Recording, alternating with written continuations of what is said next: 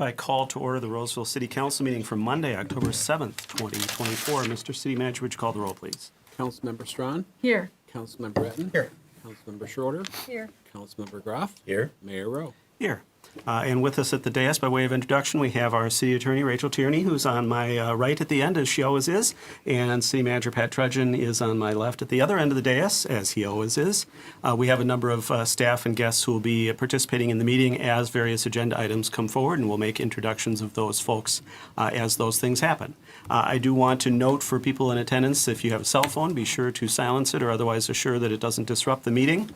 We do have a copy of the meeting materials on the back table if somebody needs to refer to that at any point. There's one copy, so you have to share. And then we have extra copies of the meeting agenda as well on the back table if you'd like to have that for reference, and you can have your own copy of those. With that, we'll ask folks to stand if you're able for the Pledge of Allegiance. I pledge allegiance to the flag of the United States of America and to the republic for which it stands, one nation, under God, indivisible, with liberty and justice for all.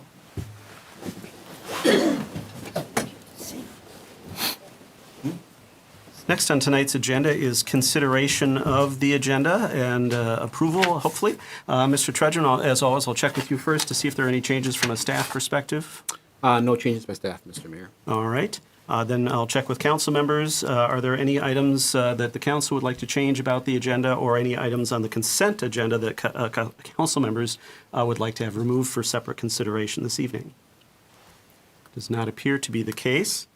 We'll do a quick check of folks in the audience. I imagine folks may be here for the easement vacation items or perhaps recycling related items, I'm guessing. Perhaps utility rates. All of those items will be taken up and we'll have an opportunity for public comment on those. But we do also, at the end of the agenda, on the bottom of the page, item 10, we have several items that are sort of administrative or ministerial in nature that we typically take up as a single motion at the very end of the meeting with limited opportunity for public input. And we do want to check at the start of the meeting if anybody is here for one of those items in section 10 of our agenda, which is the approval of the payments. We've got one temporary liquor license. We've got an ordinance related to fees for hotel licenses. And then we've also got an action related to city insurance and liability. If anybody's here for one of those items, this is a chance to let us know, and we can take that item up earlier in the meeting so you don't have to stay to the very end. So we'll just check and see, is anyone here for one of those items I just mentioned in the section 10 at the end of our agenda? Doesn't appear to be the case. All right, that looks like our agenda is going to stay intact. Is there a motion from the council approving tonight's agenda? So moved. Second. All right, it's been moved by Councilmember Strawn, second by Councilmember Schroeder to approve the agenda as presented. Any discussion on that motion? Hearing none, all those in favor signify by saying aye. Aye. Opposed? That passes unanimously. We have our agenda for this evening. Next on the agenda is our first opportunity this evening for public comment. This is an opportunity for general public comment about subject matter that isn't on tonight's agenda. As I noted before, we will have an opportunity for public comment as agenda items come up. But we also do at the start of each meeting provide an opportunity for public comment of a general nature, once again not related to what we'll be taking up in the meeting this evening. So if anybody is here for that, it could be something that's of interest to people in the community or related to city business, but once again not under consideration this evening. Is there anyone here for general public comment this evening? All right, not seeing anybody seek recognition. Then we'll move on with our meeting, and we'll get to some of those opportunities for public comment soon enough here. With that, we've got our first item under business items, item 7A, which is to receive the results of a utility rate study that was done by our consultant Ellers, and have some discussion related to that. And with us to introduce the item this evening is our Finance Director, Michelle Petrick, who will introduce the folks from Ellers who will be giving us this presentation. Welcome. Good evening. We engaged Ellers to do our updated utility rate study, and Stacy Kilvang is going to lead off. And if need be, Jean will come up and answer questions as well. So I'll turn it over to Stacy to give the presentation. All right, welcome back, Stacy. Great. Thank you, Mayor, members of the council. Great to see you all again tonight. There was also a memorandum in your packet that covered a lot of what I'll be talking about. I do have one of the graphics that's in the memo that's not in here, but I'll talk about that just briefly when we get to a point where that's appropriate. So the purpose for tonight, we'll just talk about what the study was for, the purpose and our approach. We're going to talk about what our findings are within the different funds, and then we're going to talk about the impact, right? Because that's at the bottom line or at the end of it. Really, how does it impact the residents and the businesses and the user classes that you have within your community? So the purpose of the study was really to review the current rate structures for all the funds.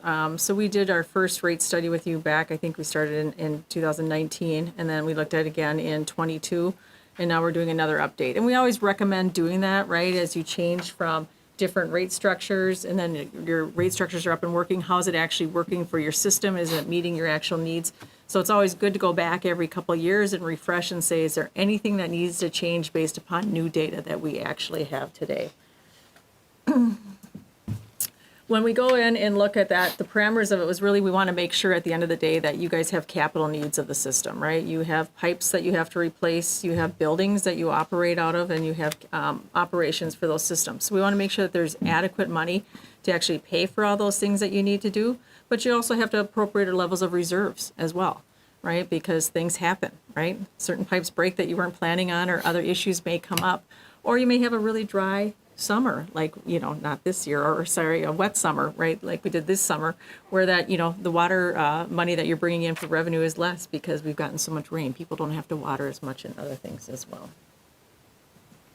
So when we really look at doing the rate study, first and foremost, we really look at how does it impact the end users, right? That's your residents and business. And so that's the things that you guys are always very conscientious about, is about what's that impact, and is there anything we need to do to actually adjust that?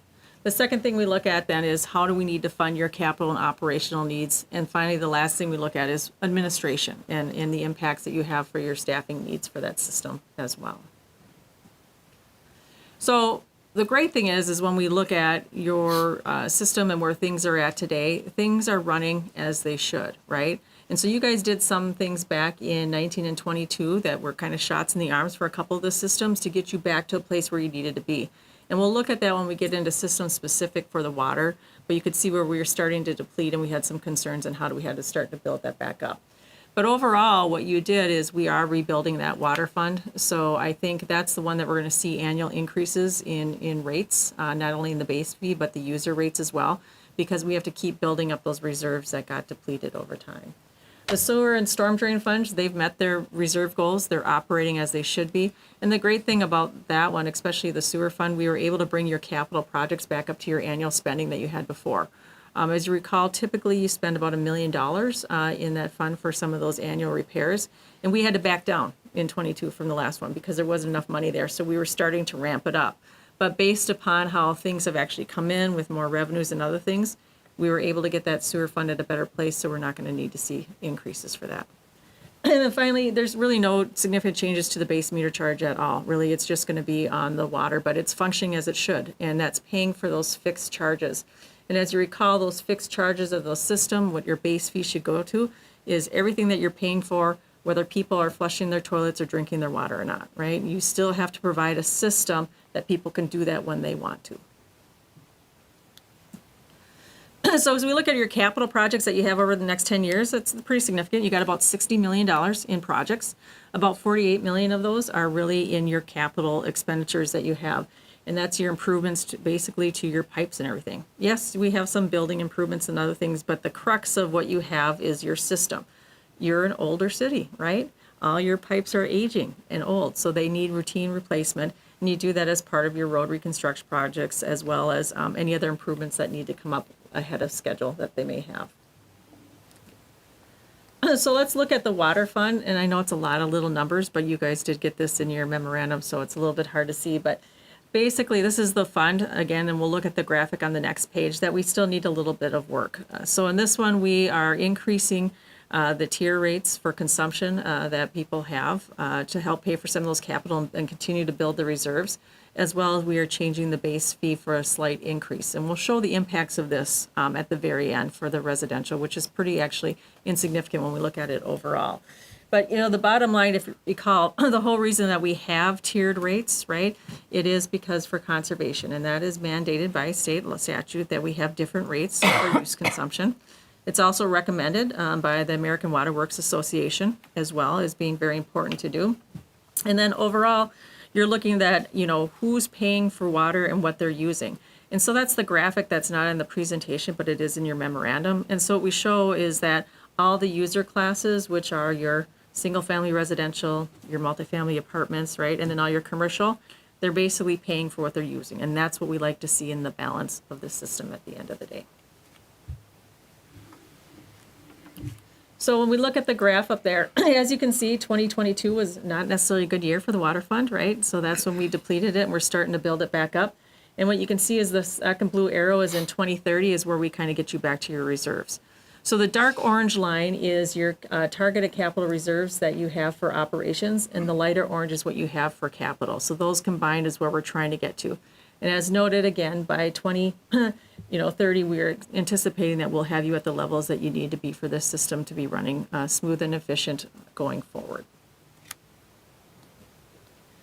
The next one for the sewer fund, again, as you can see, we essentially don't have to change anything. This is working as it should. As discussed before, we might see some slight increases in this fund, but not till 2031. But again, that's further out, right? So as we look at this annually or every couple of years, we analyze what those capital needs are, and we'll make rate adjustments as necessary if we see a hiccup or something that's happening there. And again, as we stated, we're going back to $1 million a year for this fund for capital improvements.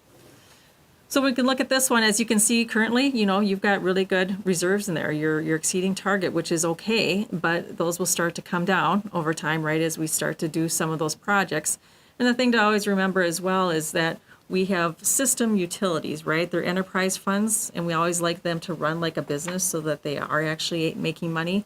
And this is really a big source of internal borrowing for the city, right, as well.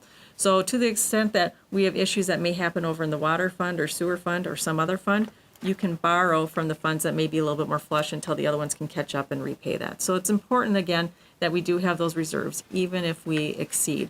But it also gives you that opportunity, especially in a fund like this, when we see that it may be a little bit higher, is that, as we know, costs can change, right? So our best guesses today, right, where pricing is going to be, but things can happen that it could be more expensive or not. But again, it's adjusted annually, and we do review that to look at that. The storm drainage fund, again, this one is totally fine. This one is flush and doing well and beating its reserves. So there are no changes to the rates in this one as well. And when we look at this graph, as you can see, this one is really exceeding or doing well. And so what this tells us is that, why this is doing well is, some projects were delayed, but I think the biggest thing on this one, there's some pretty significant capital needs today or that we had back in 22 that aren't in this plan. So that if the city wants to move forward, it's about $4 million in projects, they could actually take those on. And then you would see those reserves start to come down. So this one has some wiggle room and gives staff some comfort that some of those projects they may be able to bring back and accelerate and move those actually forward. So at the end of the day, everyone goes, wow, how do we compare to our neighbors, right? And so these are the cities that we've looked at over the past 4 years with you guys as far as where your overall rates are at. So the blue is the water, the orange is the sewer, and the kind of purplish color is your stormwater. And as you can see on the left, the first circle that's on there is where you were back in 2024, right? With the rates, there are 23 rates that you currently have that are out there and working. And you can see that you're pretty relative right in the middle of the pack or on par. You guys are all kind of the same where things are at. And then when we go to 2025, you still kind of stay there, right? With where everyone else is within the middle of the pack. And what we have to note is that just assumes that all those other cities didn't increase their rates for 25, right? But they will be because every city does. So even with your rate increases imputed into there, you're still, competitive with what you're seeing with your neighboring communities. And you can kind of look at the colors by colors, right? Where your water lies and where your sewer lies and your storm sewer lies with the comparison to these communities that you have. So what do people really care about? How does it affect me, right? So what we do is we look at your residential counts by quarter, and so we look at your low users, your medium users, and your higher users for residential. And so if you go to the bottom of this with that orange circle around the blue, basically for the residential accounts, the low users will have a increase of $359 on their account for their structure. And then for a median user, it's $443, and for the high, it is $548. So this is for their buildings that they have, and again, it's just the water ones that we're going to see this increase. So not a significant impact for folks for what you need to do for that system, not only for capital, but to build those reserves. When we go in to look at the other users that are out there, this is the commercial accounts that you have in apartments. So again, you go to that bottom where the orange is, and really minimal impacts to them with the exception of the high commercial. And so we knew that those would be there. They were there before for the high commercial. And so staff does a little bit of outreach with them when those new rates are be coming forward.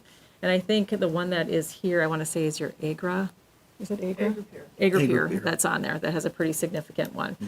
So that and the high commercial maybe have the biggest impact that is out there. So in conclusion, your rate increases are necessary for your water fund to pay for your capital, but more importantly, to build those reserves for when issues may come up or things may happen.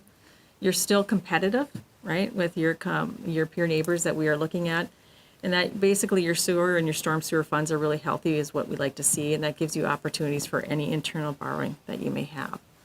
So with that, I know it's a quick overview, but you did have your memorandum in there, and I'm happy to answer any questions you may have. All right, thank you, Stacy. And I did want to just note one thing that you had said, which may be somewhat responsive to an email we got from a resident, which is that as we look at these rates, as I understand it, and as I think you reinforced this evening, we generally look at each sort of user type class, if you will, paying for their usage with their rate structure. So that may be why the per 1,000-gallon, water rate for residential is different than the per 1,000-gallon water rate for certain commercial properties, because within those categories, we're trying to make sure that overall everybody together pays for the overall usage together, and so that's how the rates are kind of structured between those different types. That's correct. Correct? That's correct, Mayor.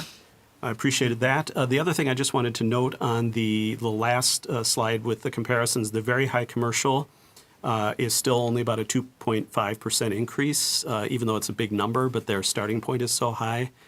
So, I mean, only 2.5% maybe is making some presumptions as to how people feel about 2.5% or the number, but I did want to just add that context into it. With that, are there questions or comments from council members? Councilmember Strawn.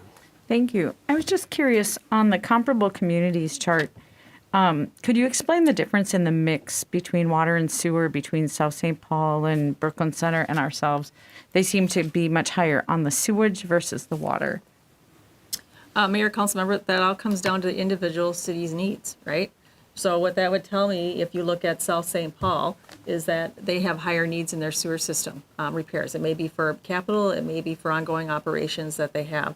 So their rates are a little bit higher to compensate and take care of those needs. So it's really probably based upon the different systems usage and needs. Certainly. And then I just have one other question.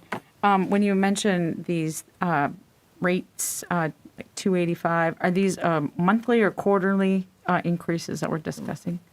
Quarterly, sorry. Okay, so if it was a residential with low usage, $3.59 would reflect a quarterly change. Correct.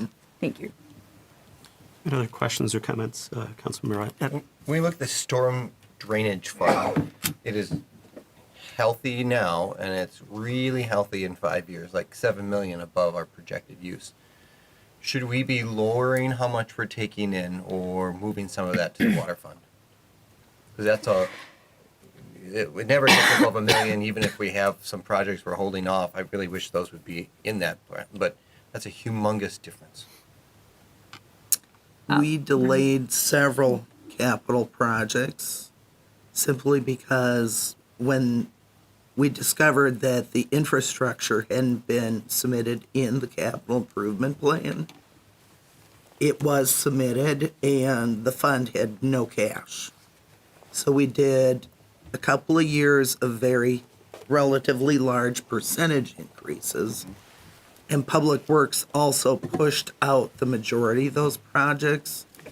So we will be realigning the CIP. Now that we know it's healthy, the projects that need to be prioritized don't need to be shoved out 5-6 years. if it's a high priority. But it looks like they've just been taken off of this because this goes out 10 years from now. Mm-hmm. I think before we would have a vote on this, we should have those back in this grid if they're important for our city to be doing them. So Right. we understand how that would And affect. if I could interject, so November 4th is when we're going to see the utility rates. We'll make sure all that information's up to date. We're not making a decision on November 4th. That's Yep. not until December 2nd. Then you can see how that aligns with the CIP. That'd be helpful. And then be better informed on how to Yep. proceed from there. Thank you. Mayor, council members, as we stated before, there's about 4 million that aren't in there, right? As you talked about that they were delayed and taken off because we thought that there's going to be concerns with this. So if you see where that healthy balance is getting up close to that, right? That 8 million, is that about where we're going? You know, or 7 million, it's going to come down to 3 million, but maybe sooner and however it impacts. But again, as Yeah, that'd Nancy be said, nice we'll to bring it back. have those back in as we'd expect.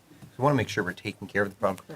If we learn anything, stormwater is a big impact on our community and one of those future things we need to harden our infrastructure on. So I know we need to do those things, but it'd be good to see that in this graph. And I think just to add to that, the other piece of this is that the healthy fund balance helps us to be able to say, you know, what are the things we haven't really been paying as much attention to in that system that we need to be addressing.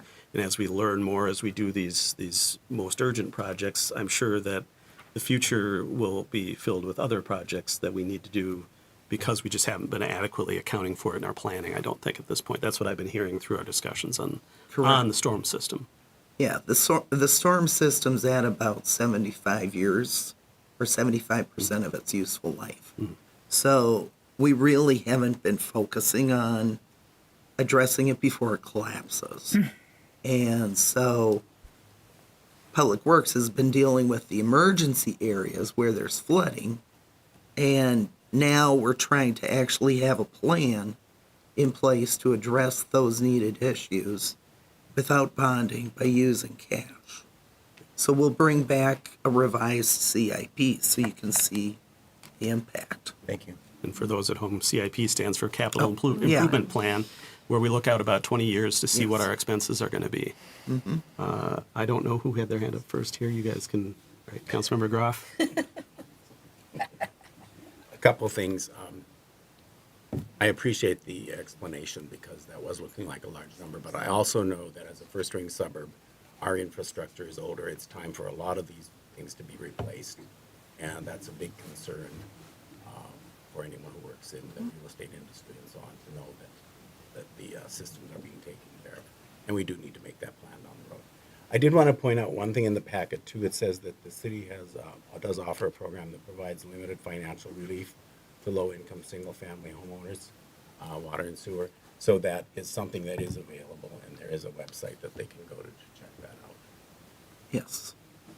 And is it water and sewer or just water? Sewer. It's just sewer. It's just Just sewer. sewer. It says Right, water and okay. sewer in there. Yeah, our website still says water and sewer, but when we had the tiered rates implemented in 2020, or 21, I guess it was, the first tier was below the discounted water rate. So, if you recall, when we started, residential was actually paying for more water than they were using. So, that discounted rate went away on water.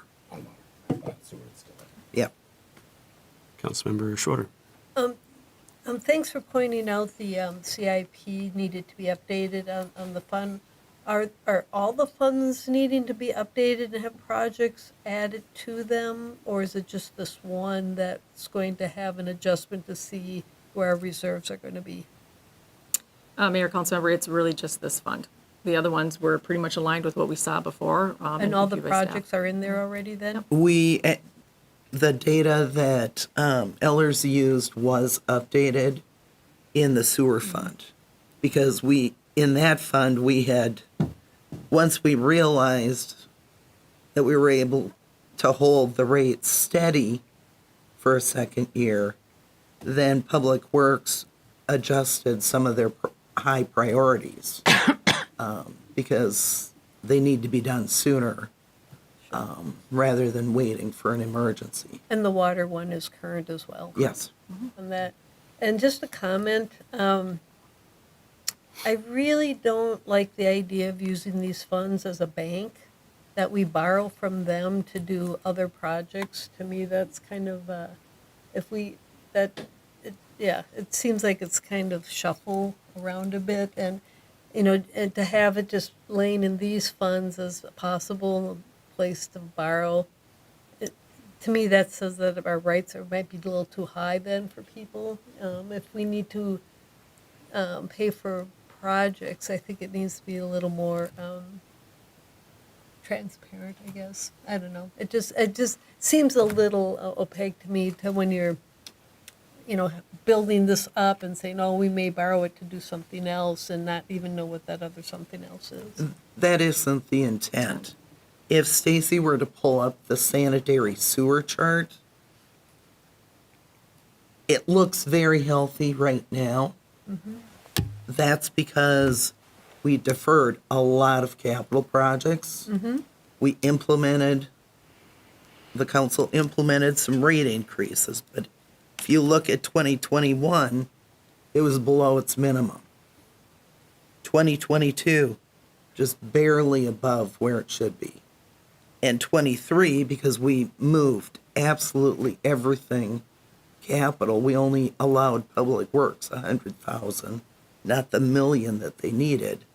That's why 23, we ended up the year with good reserves. Right, but one of the things that was said, oh, we're doing this because we have a buildup that we can now transfer to other places. And Well, so Mayor, Council- that's not a good reason to increase rates, is my point. Mayor, Councilmember, if that was the takeaway, that's not what I meant by that. Okay. It's really that your funds should be healthy, right? They are there for internal borrowing purposes if they are necessary for other funds within the community, but those also get repaid because you have a system that you have to take care of, so. So, because that was not clear how that was, it Yep. was just, yeah. So My I just apologies. wanted to make sure it became very clear for people. Thank you. And just to add to that too, I think one of the things that we'd want to be conscious of too is that these are enterprise funds and that they're for purpose. And so it would be probably more challenging philosophically, if not potentially legally, to start borrowing from the storm sewer fund to pay for parks and recreation needs, for instance. I mean, because those are funded in different ways to begin with. Whereas looking at helping out the water fund with the sewer fund, That's because those are both Yes. enterprise funds and they're both based on meter readings, which is a discussion we've had before, that falls in line better. So even if we are thinking about a healthy sewer fund as a source for potential internal borrowing, I don't think, at least from my perspective, and I'm getting some nodding from the rest of the council, it wouldn't be a thing where we'd be, using them outside of what's at least related in terms of their purpose. Councilmember Strawn.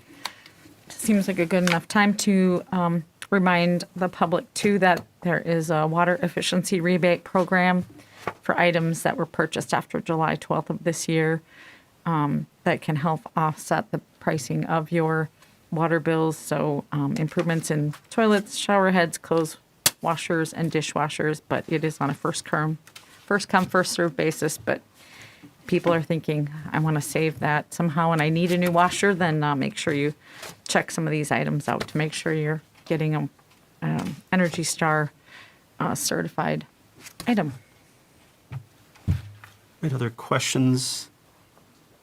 All right, thank you for the presentation. I do want to also provide an opportunity for members of the public to speak to this particular item. Once again, we're not making a decision about rates this evening. This is to receive the presentation, but certainly if anybody from the public wishes to make a comment or ask a question related to this presentation this evening, we'd be happy to entertain those at this time. Is there anyone from the public who wishes to speak to this item this evening?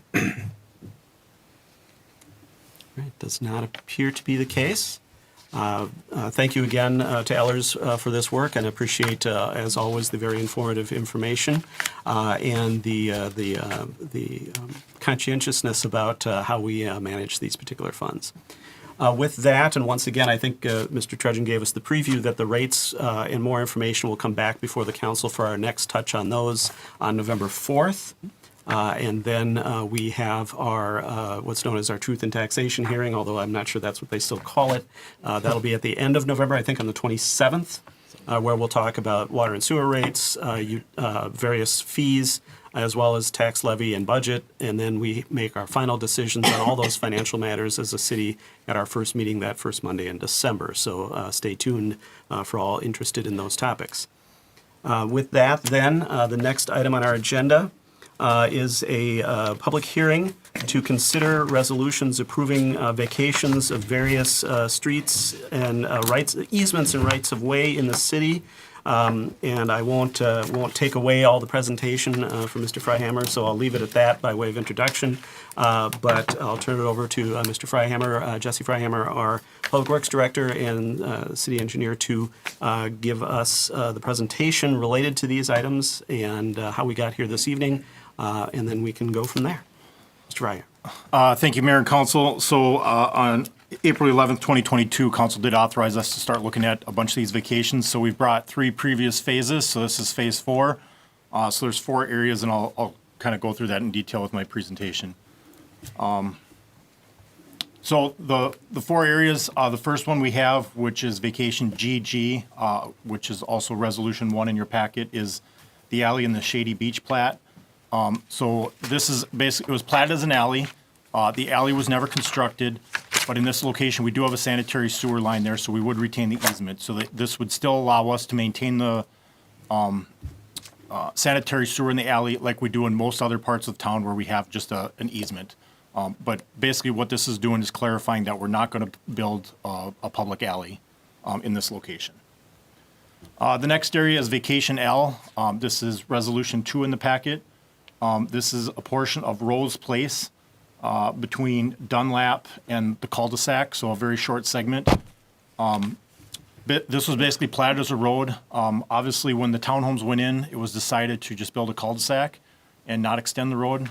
That probably would have been the better time to potentially vacate this, but it's still been left there. We've had a lot of questions about access and maintenance there. So staff did take a look. Working with Parks, we did determine we do want to at least keep a 20-foot segment there for potential pathway if we decide to connect it. You can certainly see people do use that connection there, most likely to access Central Park. So what this graphic shows is we'd vacate the outside 20 feet and retain the center 20 feet as right-of-way. The outside 20 feet would still be retained as easements if there are utilities in there, but basically this would preclude us from building a road because 20 feet wouldn't be enough for a road, but it would be enough for a pathway. And there is no plan for a pathway, but this just gives us options down the road. Vacation M, or Resolution 3, this is a portion of Level Avenue adjacent to 2334 and 2339 Western Avenue, or 2339 Hand. Same thing, this was planned to be a public street. Obviously, when they built the hammerhead design at Hand, we did not build a public street. We do have a pathway on the north side of the right-of-way, so we would retain the north 30 feet, but would vacate the south 30 feet back to the adjacent property owners.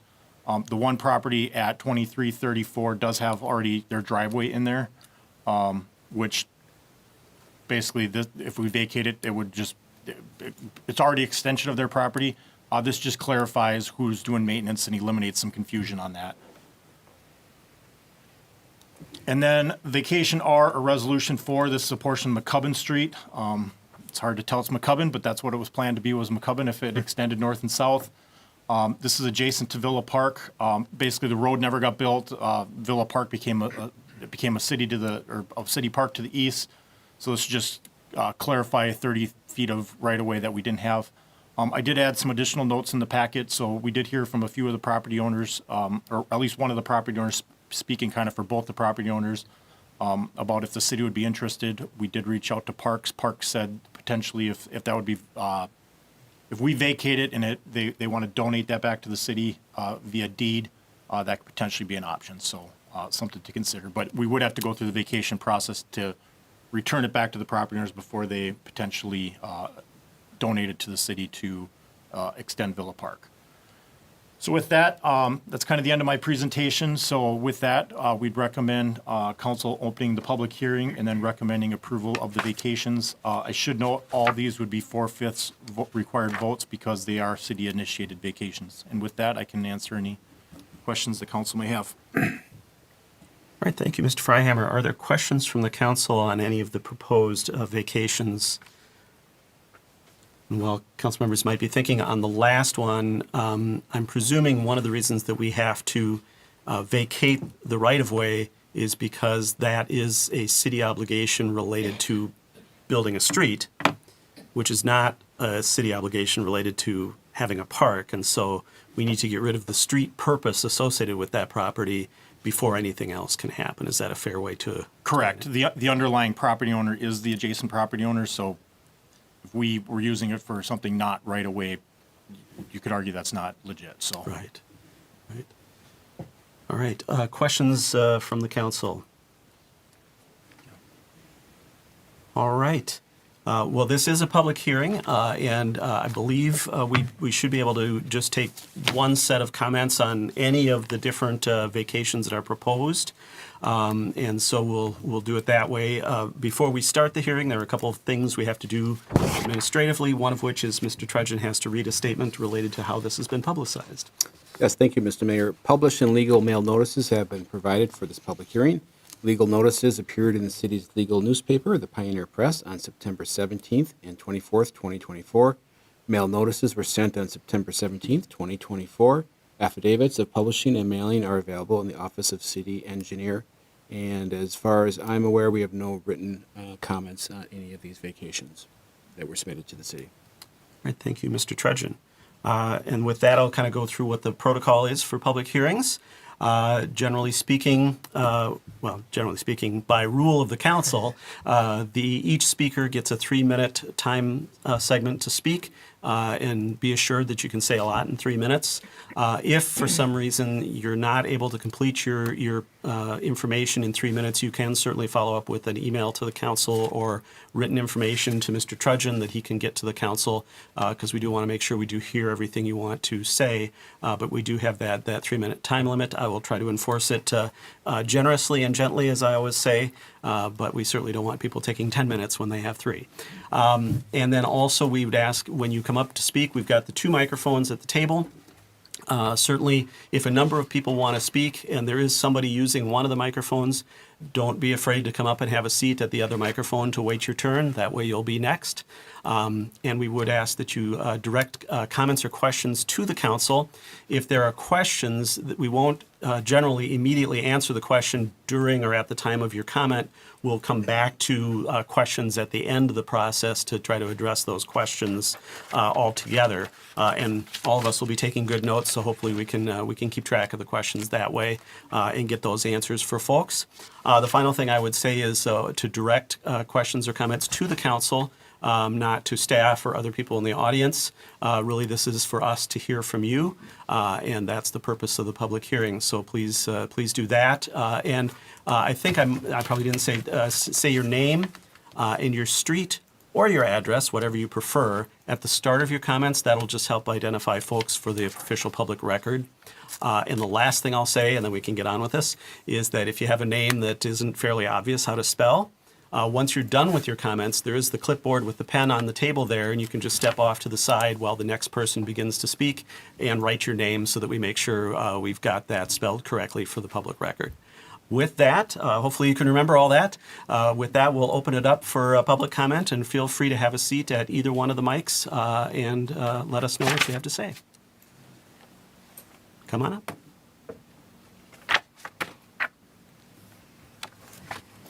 And just as a reminder, just remember to introduce yourself to us. Good evening.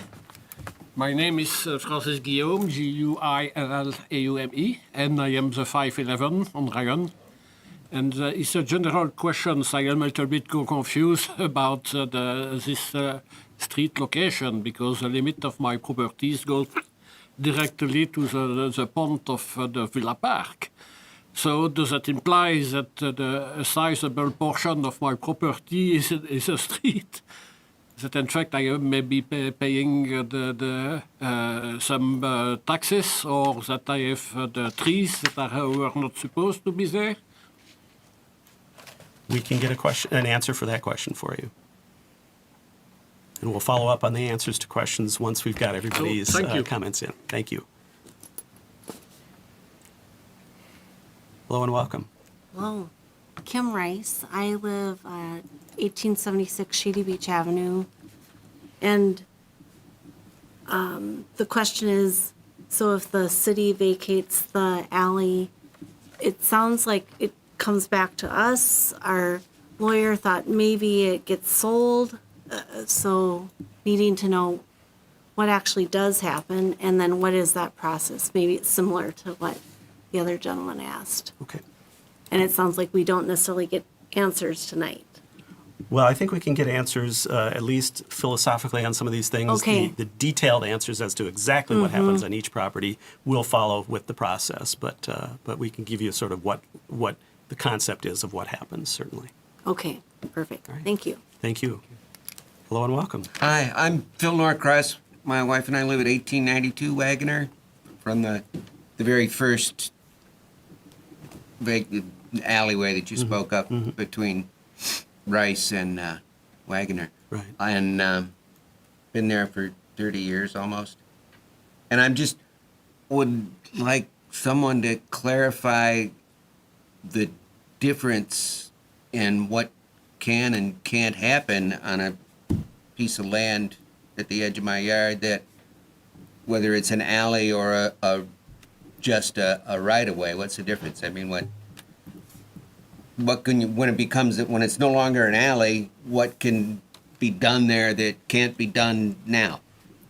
And vice versa, like, how might the fences move, and who might build what on the other side? All right. Question is also noted. Thank you. Thank you. Hello and welcome. Good evening. Thank you for hearing us. I'm Julianne Schweitz, and I'm also with the Shady Beach Association. I'm at 1880. The question that we have has to do with a tree that has fallen from. It's questionable as to was it an alley tree originally, or was it in our property? But the tree now, it was large and it fell onto the business behind us, which is O'Reilly's. They took care of fixing whatever they needed to be fixed. I, at the time, called the city and said, what responsibility do we have for this? And I don't recall who I talked to or exactly what they said, to be honest. But what I recall is that we did not have to do anything with it. So now, if this gets vacated and that property is suddenly ours, what happens with that tree? There's also a fence that's broken and repaired.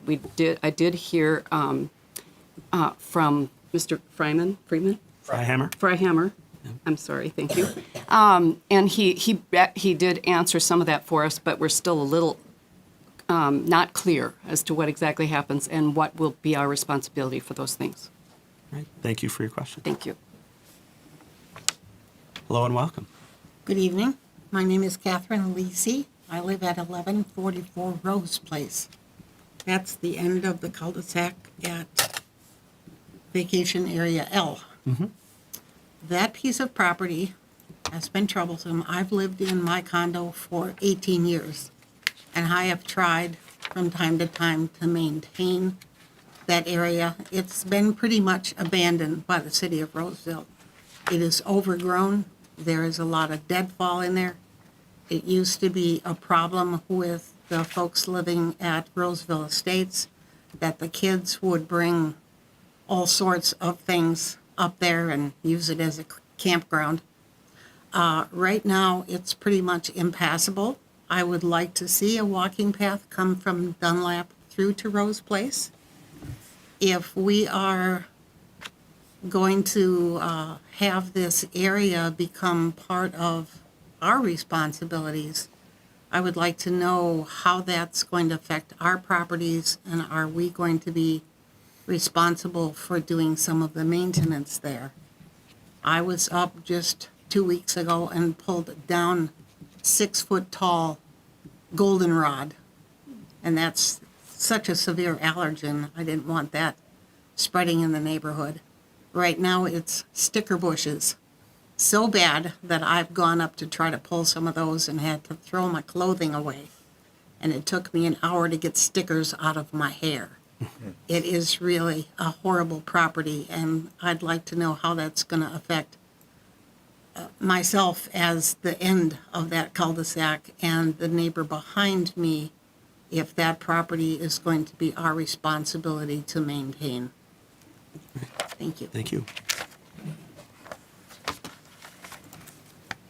Other comments or questions on the proposed right-of-way vacations?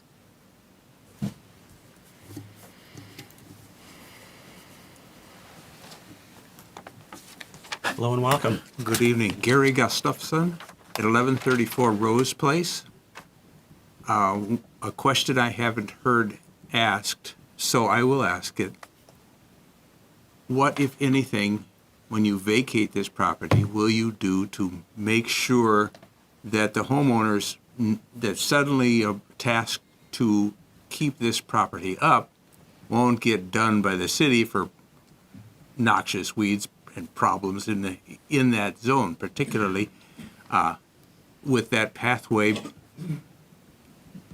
that he was talking about? I really like that pathway because when there are large events, a lot of people pass through there, and it is impassable, and the weeds are bad. What are you going to do to improve it enough that you can hold the people tasked now with owning it to keep it up? Thank you. Thanks. Hello and welcome. Hello, Mayor, council members. My name is Matthew Hartman. I live at 2334 Western Avenue. I am the residence that has their driveway in the portion of the property that's to be vacated. Mm-hmm. And I guess I was just looking for a bit of clarity on what is going on in terms of you'll vacate that property to us so that there's no issue as to who's responsible for that. And then how is that, do our property pins get moved at that point or somewhere down the road? Or how does that work in terms of getting delineated from what it is now versus what it would become later? All right. We'll get you some answers. Any other comments or questions related to these right-of-way easement items? Any more questions or comments? All right. Well, we'll go ahead and close the public hearing then. And we'll go to answering the questions. And I think pretty much every speaker was a question, so we appreciate that. And I will say, if it makes you feel any better, that through this process, these are questions we've heard before. So hopefully we've got the answers pretty well down. But we'll kind of go through them in the order I think that they were asked. So just first of all, maybe a general comment about vacations of easements and why we're doing this and what sort of generally happens. So the reason that these easements or rights of way exist, that means that the city has control or ownership of those property portions, is the intention or was the intention to build streets, essentially. Generally, the city or cities can only own property for city purposes. We can own parkland for parks. We can own this property for City Hall. We can own other property for various purposes. And then also, obviously, we own quite a bit of property across the city for streets. And when the city was developed, it developed over time in parts and portions. And each time a new project was built, they laid out the streets as required by the city code at the time. And that became part of the official map of that development. And as the city developed over time, the city decided where it wanted to build streets, and some of those portions of properties were kind of left over, and streets weren't built on them. And so, really, philosophically, if not completely legally, cities can't really own property for a non-city or for a purpose, a city purpose that we're not actually going to do. And so that's what sort of gets us to the point of vacating easements and rights of way. And a lot of times that's done as a new development happens, either adjacent to properties or, maybe somebody buys several and combines them together, and they do a new map of the new layout of the lots. And as a result, if there happens to be a portion of the property that is still a right-of-way, we vacate it at that time. But we've tried to be a little more proactive over the last few years to address these because they just kind of remain on the books. And sometimes they do lead to questions about, well, who's responsible for the tree that fell in that particular area, or who's responsible for maintaining this or that aspect of those properties. And so this is a way to, first of all, not keep property in the taxpayers' and city's hands that we're not using for any city purpose. It's property that should belong under our system to the people who really should own it, which is the adjacent property owners that essentially gave it, for lack of a better word, to the city back when the original plan was put in place, which many of you may not have even been here for, but some of you may have. So that's the general part of it. As to what happens in the process, the city will or won't, depending on our actions, approve resolutions, and that basically starts a process in motion between the city, primarily through our city manager and our engineering department, and the county, who's responsible for recording deeds and properties and all sorts of things to make sure that the property is taken away from the city and legally assigned to adjacent property owners. And the city actually doesn't even necessarily know how the county is going to do the splits between, say, if there's a property on each side. I mean, you can kind of figure some things out. It's kind of logical, but in other more complicated cases, the county has a way to figure it out. Ultimately, the county will then update all the property records for the properties, which will account for the additional portion that becomes legally part of your parcel. And I think there was a question that we've had before as to, well, do the property pins get moved? I believe that is something that one has to sort of privately contract with a surveyor to do. The surveyor will get the legal description from the county, and then they can go put the new pins in. But certainly the legal description does tend to work off of the existing pins anyway. So it's up to individual property owners as to how you want to deal with that specific part of it. So I think I've gotten to the end of maybe my area of expertise and starting to get to an area where I might need to be corrected. So I'll stop and I'll defer to staff and anyone else who needs to help from the city's perspective to answer some of these other questions.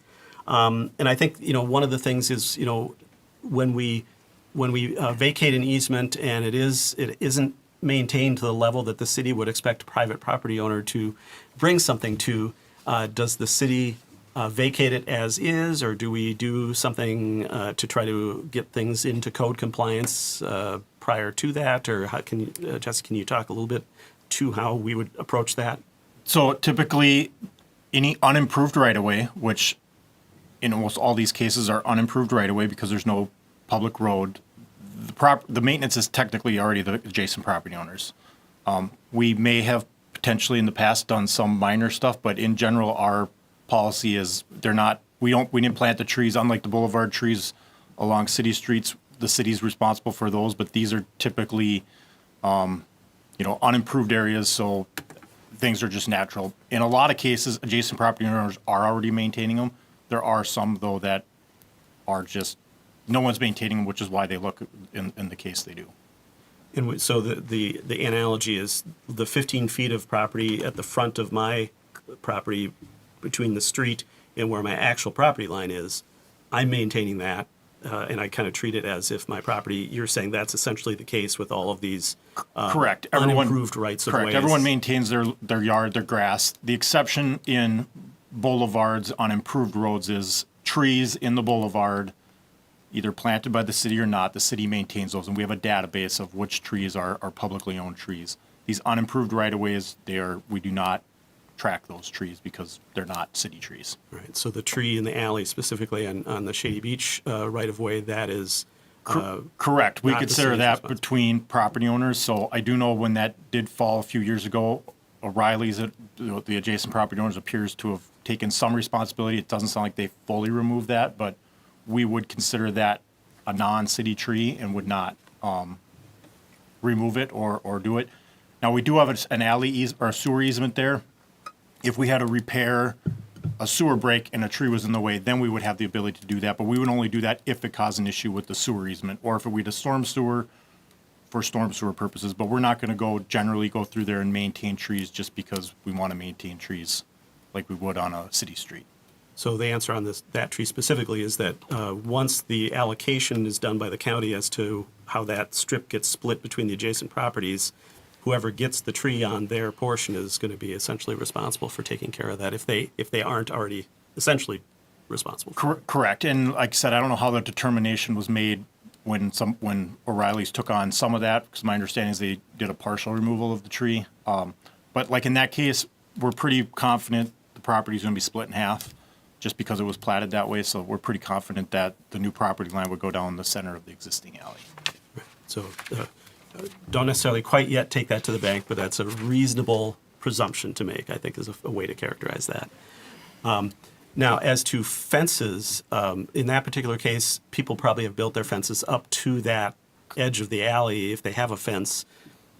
Because the city is going to be maintaining an easement for access to maintain the sewer and storm sewer in that area, that probably is not a case where we would encourage people to move their fence to the new split between. Correct. So when we vacate and we still retain utility easement, we typically do not allow encroachments within the easement.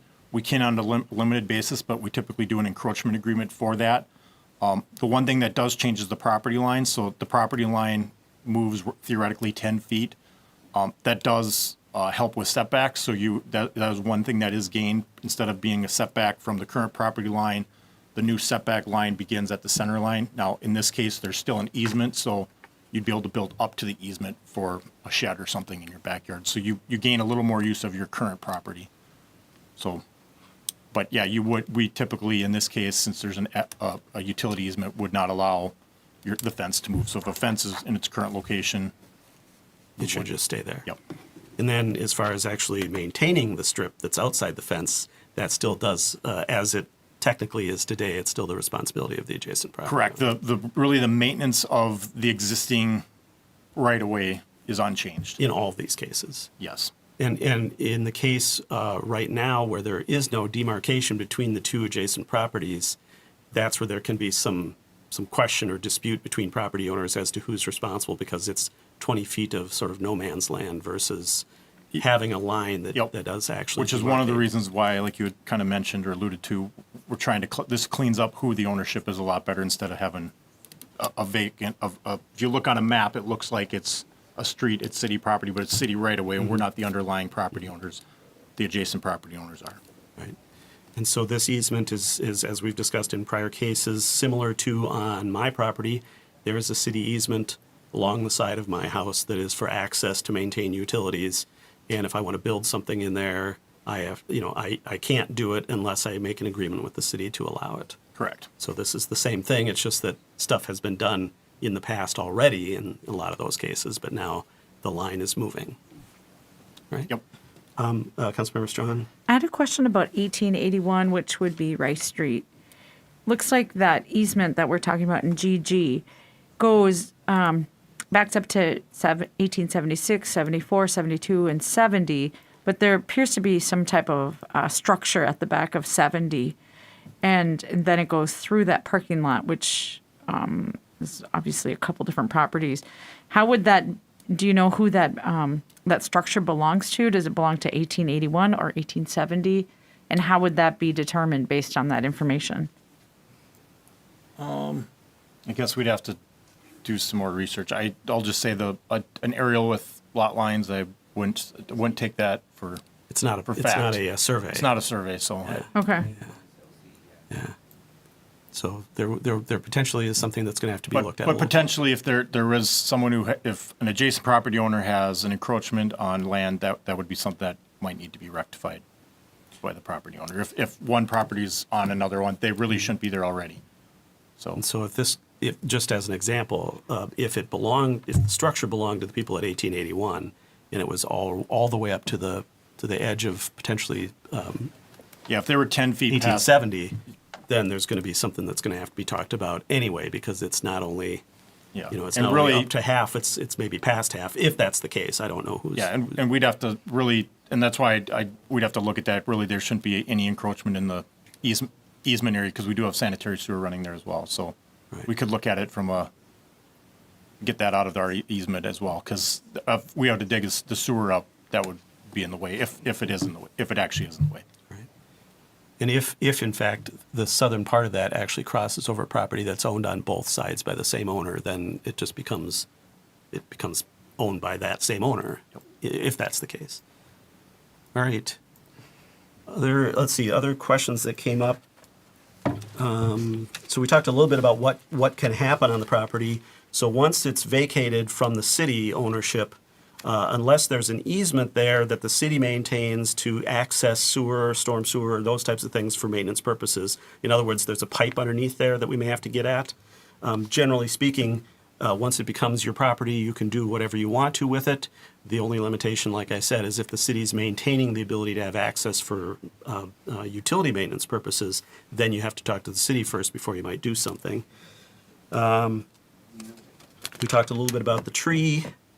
We talked about who's responsible. It's actually the adjacent property's responsibility already to take care of the weeds and things like that. I think in the case of the Townhome Association, there may be other issues because of who actually owns what parts of that overall development. So that will be something where it may be that the county gives it back to the overall association, and then the association may have to have some further arrangements as to how it actually relates to the individual property owners. Which I don't think we can answer tonight how that may happen. And we talked about the moving of the pins. I think that the question about the driveway is, once the right-of-way is vacated by the city, that is your property, and so your driveway will be on your property, and there shouldn't be any question as to who's responsible for it or who owns it. It still may technically be too close to the property line to meet our standards. But it's a pre-existing condition, so I think I don't know exactly how we work with people on those, so we'll have to figure that out. But Yeah, I don't think I think this really cleans up a lot of the potential current issues. The driveway was we have a couple other areas in town that you could tell the driveway was actually designed to think the road was going to come through, and there wasn't a formal agreement that the driveway could be there, but you could tell it was thought that if the road ever went through, the turn in the driveway would just connect. It would have looked like a traditional driveway. So I don't see any concerns. Okay. Councilmember Schroeder. One thing if you would talk about is we're going to continue that right away for the walking path through that one. For the potential for a walking potential walking path. Would the city be maintaining that any different from the easements for, say, sewer and water pipes? So in its current until it's improved, no. So that would remain the same. But if we did install a pathway in the future, then we typically maintain a minimal, at least a mowing strip adjacent to it, so the trail's in a usable condition. So we would typically put an 8-foot trail and then maintain roughly 5 feet on either side. So, but until we built it, we would not do anything. It would be maintained like it is today, which is basically no maintenance. Okay, and then if it's just naturally occurring and people are doing it, then they would just have to be the ones to try to clean it up. Correct. We don't typically, we don't do any maintenance on an unofficial pathway, but that's typically why that's why we kept this, because we know people want to do that. So potentially a project to consider in the future. Okay, thank you. Just one thing that adds a little bit of question there is because of the fact we're maintaining the 20-foot strip down the center. So there's 3 sets of ownership, it's 3 sets of ownership there.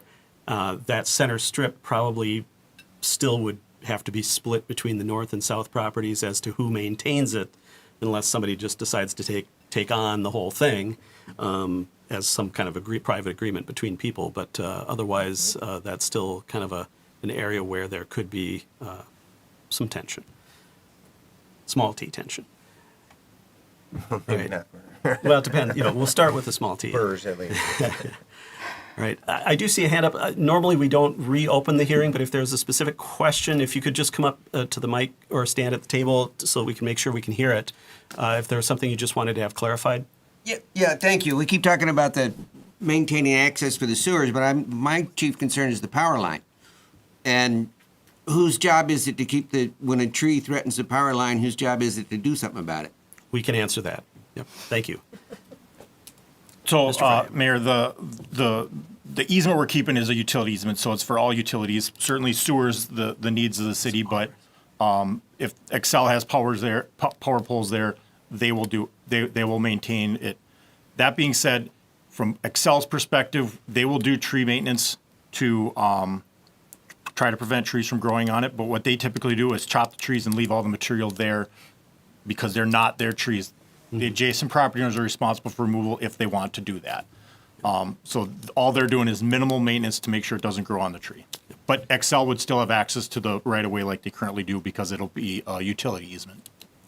So any utility can use that for access, and as it sounds, which I can attest to, Excel literally just chops a branch off and leaves it laying there. I've got a couple of those to deal with on my own adjacent property. I think I've gone through, some of the questions were sort of on the same topic, so I think I've answered or had us answer all of them, hopefully reasonably adequately. I don't know if there's anything else you wanted to cover. So I do know the first resident had a question about the property. I guess that's something we'd probably have to follow up on outside the meeting of just kind of showing a map. So Mr. Guillaume? we can certainly clarify where the existing property is and what would be vacated, but I don't think I can do that here. Okay.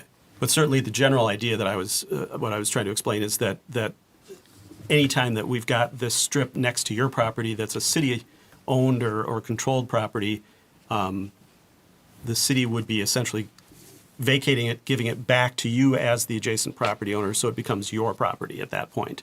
And then you can use it for whatever legal purpose you wish to use it for. If you want to leave it as it is, that is your right, as long as it meets our weed and vegetation standards for code enforcement. Councilmember Strawn, I thought I saw your hand up.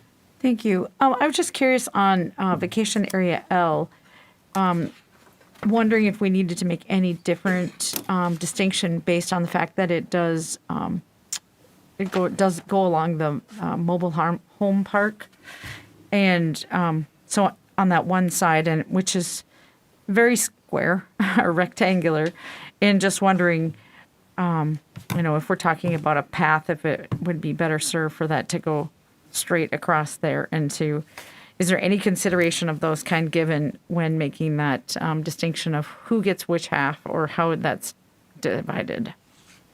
In terms of L, I think that's where we're keeping the 20-foot in the middle.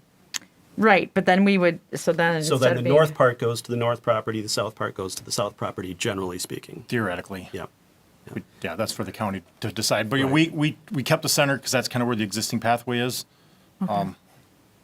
You could make a case either way. It just seemed fair to put it down the center of where the current use is. but- As opposed to maybe what might have been suggested was just shifting it to the north, perhaps, or south. Right. Correct. So If- that One if way we- or the other. If we did that, we can certainly do that, but we'd have to renotice. And I the think hearing. that the issue probably would still remain that the adjacent property owners still have sort of half the responsibility of sorts for each part of Potentially, that. unless we that right unless of we way. changed it to 30-30, you keep the north 30 and vacate the south 30 like over off of Western. Right, but still, That's because the it's city on- isn't going to maintain it. Correct. But So we still the people on either side are going to have to, We're speculating in the future Right. how we potentially until would that use this. happens, right, until we do a pathway, they have to work it out between the two properties as to who's going to maintain it. Right. Isn't there a grading issue there as well, though?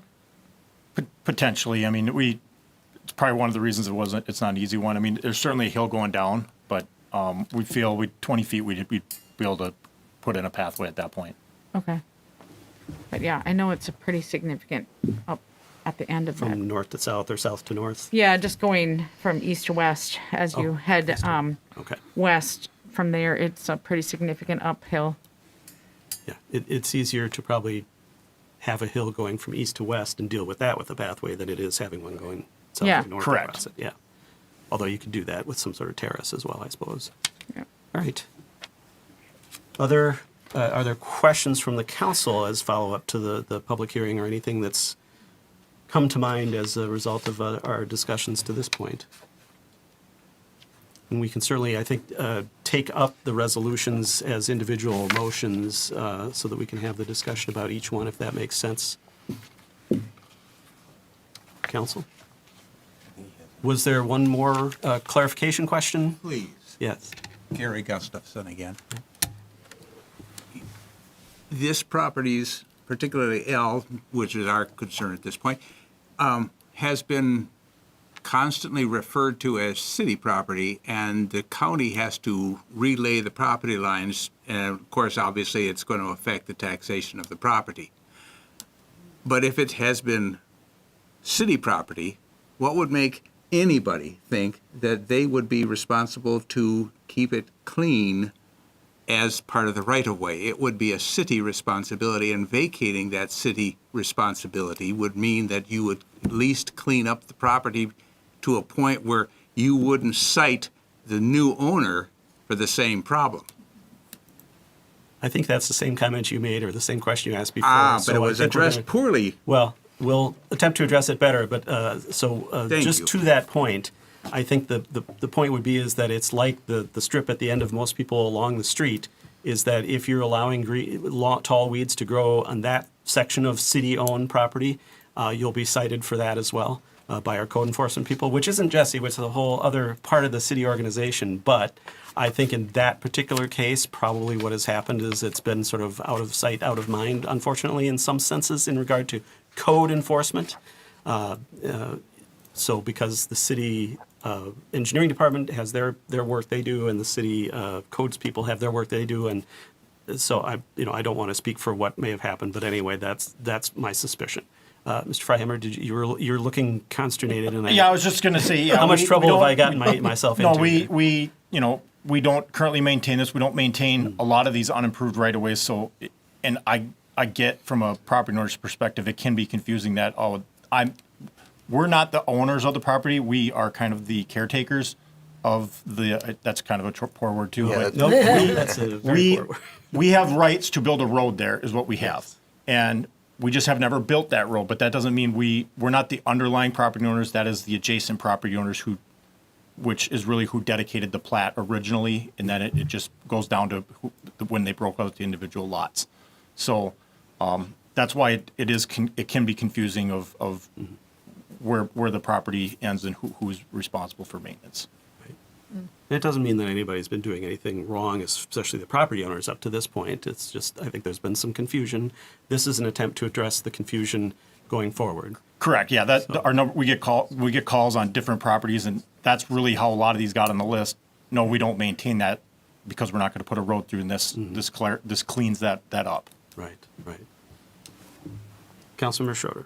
Just to clarify that a little bit more, so if for say some reason someone had called to complain about this, and before this was vacated, then even though there's an easement in place, that would go to the property owners to come clean it up.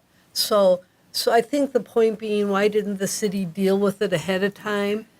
It was technically the homeowner's responsibility all along. It just never got reported so that someone would go out. And if it would have got reported, then it would have, the homeowner would have been notified to clean this up even before this came up. Correct? So I don't want to say we've never maintained it. Different staff might have at certain points done different things, but we've been very, very consistent, at least the last 3-4 years, about any areas that have been really confusing, like the Glick neighborhood has some really weird looking easements and property lines. We actually notified those residents because the confusion was so severe and it affected 40 properties. But we've been very consistent that throughout the city recently that we do not maintain these because we didn't put the trees there. That it's not our property to maintain. Right, but if you did get a complaint. Correct. We got a complaint tomorrow about it. The tree was down in the right of way. We'd say it's the adjacent property owner's tree. Yep, so, okay, I think And we that don't needed to be correct. clarified. And we don't go mow these areas. Like you said, this isn't like a park or land right. we own or maintain, so we're not out there maintaining it. I think the confusion was that it just got so out of hand, and there was no one was notified to clean it up, and I think that's why people got confused. Well, and we have had instances in the past where I think there's been a mattress or more than one mattress over time back there and some other things. And I think we've tried to work with and help with people to try to deal with those things, including the owners to the north as well. But it's just, I think through that whole process, perhaps the communication about exactly who's responsible for things has not been as clear as it should have Exactly. been. And I recognize that even with wherever we put a strip there to have future right to build a pathway, there's still going to be some need for some work out between the adjacent property owners as to who's going to take responsibility for what portion of that going forward as well. All right. We've got, as we noted, 4 different resolutions. The first one, just as they come up, is GG, which is the Shady Beach general area, the alleyway there.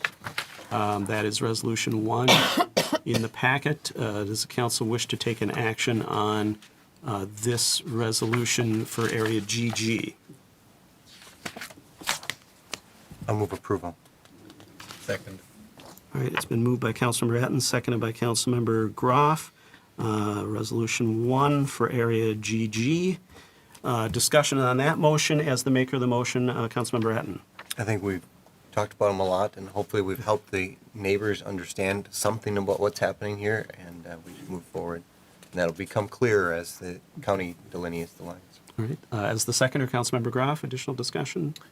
I think the underlying concept is that when the city doesn't have use for land, it should rightfully go back in our system in the United States, property ownership to the owners that are adjacent. So, also, I think this is an opportunity for the city to be much clearer on how these are responsible.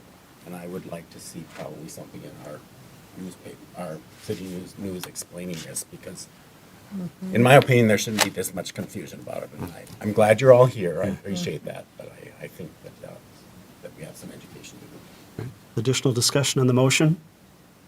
And I would note that I think it's probably accurate to say that over the course of time, with varieties of different people being involved at the city, as Mr. Freihammer said, any number of different things could have happened, even on a one-time basis.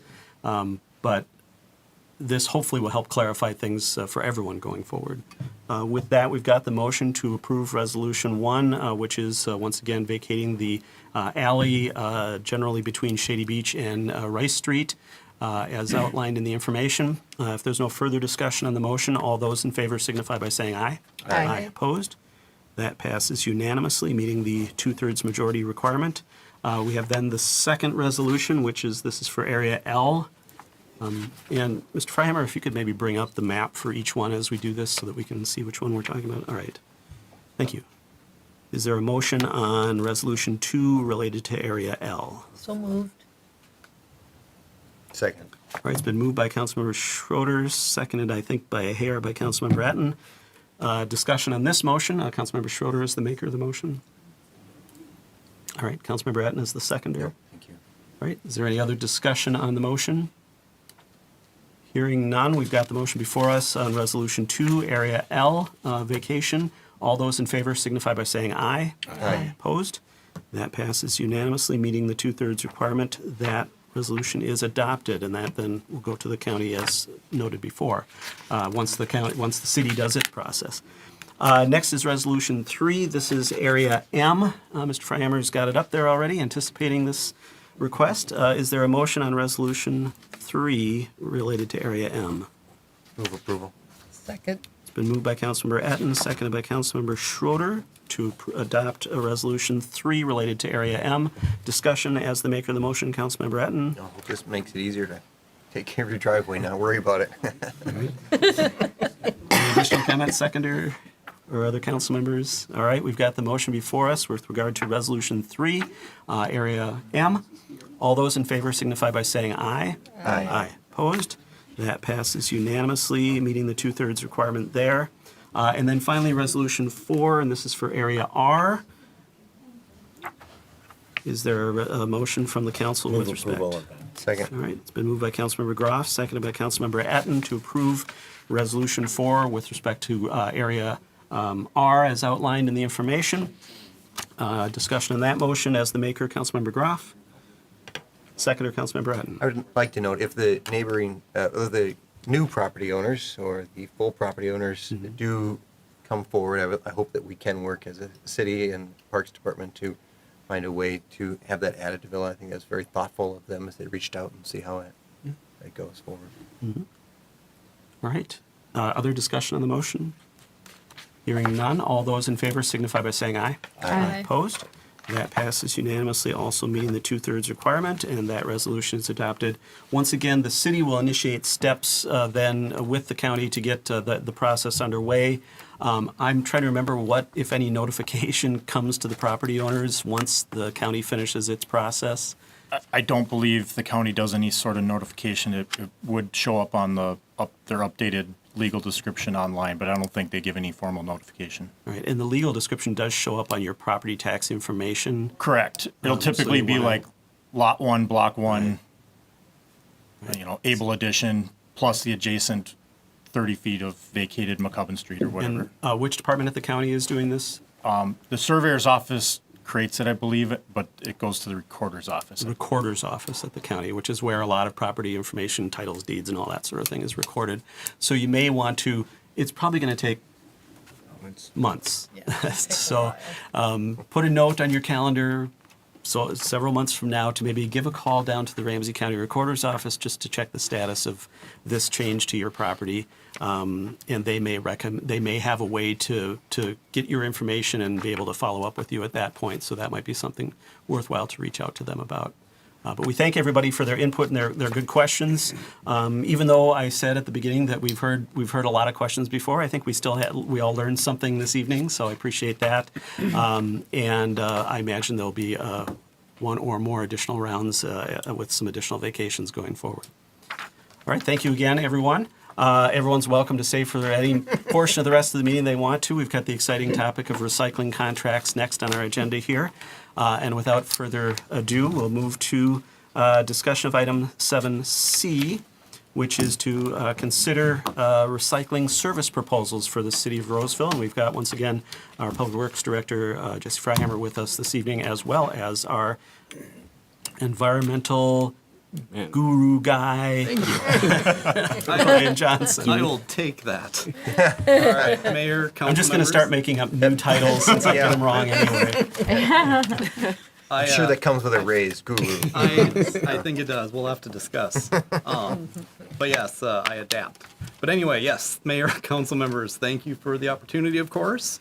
We'll jump right in. I will apologize now that there's a lot of details in all this and a lot of numbers. And again, it's like I always look to Mayor Rowe, as he seems to be giddy when all these tables start showing up. So we'll be good. So if you have questions about it as we're going through, feel free to ask. I can elaborate on a lot of this. And otherwise, it'll be try to go over it a little bit faster. Hopefully give you some time for questions and everything. But this is what the RFP looked like when we sent it out. Again, kind of our base is looking for community values. We always have a value added section. We always ask for 3 to 5 year terms. Card ownership, again, city or contractor owned.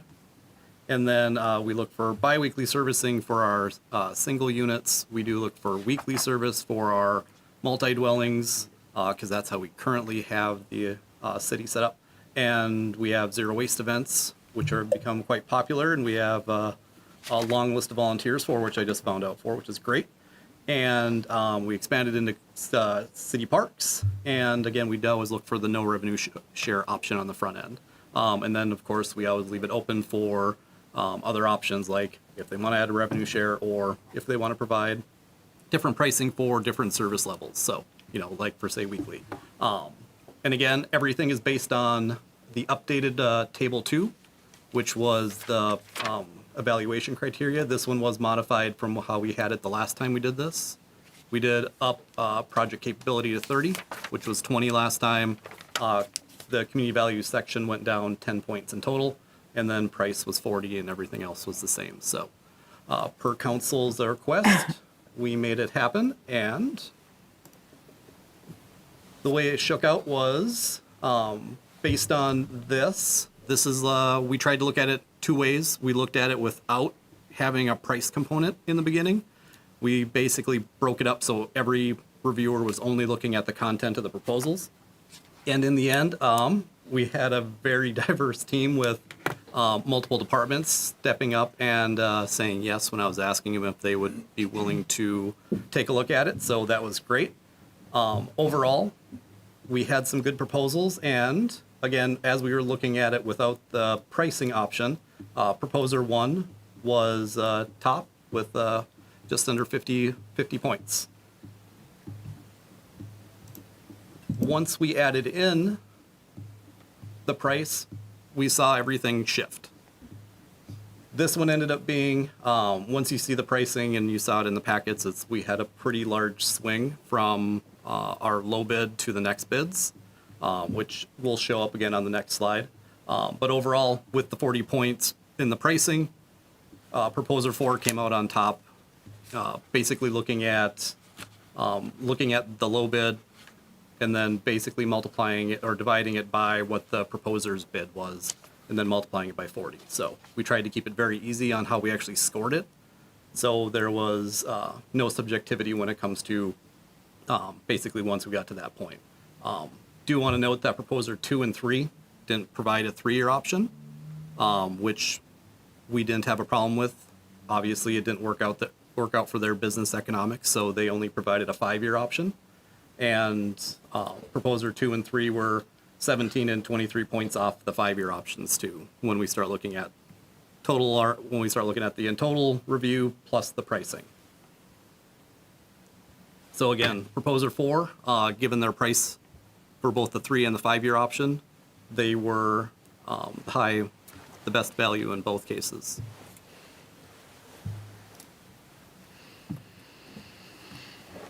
So this is basically all the pricing as it comes from our base pickup. It does include our park pickup too, which is seasonal, but we do include that into the overall pricing because it does add up over time. And Proposer 4 had 4 of the top 5 prices, and you can see that basically it's like the 3-year city-owned carts was the low bid at when we look at base pickup and parks was just over $817,000.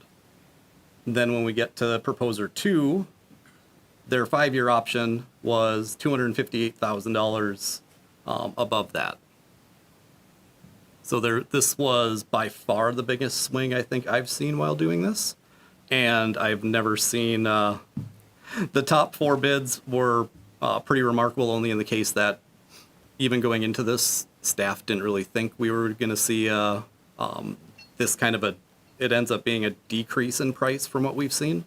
This ends up being, we were expecting, 900,000, into the million as just kind of our base pickup, which has been pretty standard throughout all of our RFPs in the past, just with kind of the normal progression of, cost to do business. So I did have to go back and I think I checked this about 5 times just because this was pretty significant when we start looking at all the costs and budgets and everything else. So I did break these out into basically the proposals on the way they work out. Again, looking at 3-year collection costs. Again, Proposer 4 was, remarkably low. And I apologize for having a little recycling services proposal. Control C, Control V got dropped right in the middle of the slide. So, but shouldn't take away from the table. And again, looking at the 5-year options. And the one thing, I guess, just to bring up too, is the overall price ranking that's shown on each of these is based on that first overall slide that you saw. So this looks at, again, Proposer 4, having the overall price ranking of number 2 on this. I did readjust all the cost differences for the low bid so you can compare it to what the 5-year options would be. So again, there's just a lot of numbers and X's and data on each of these slides. But again, this one was for our base for 5-year. And then this is our alternate. Only one proposer, or actually 2 proposers, actually gave us basically a weekly servicing collection.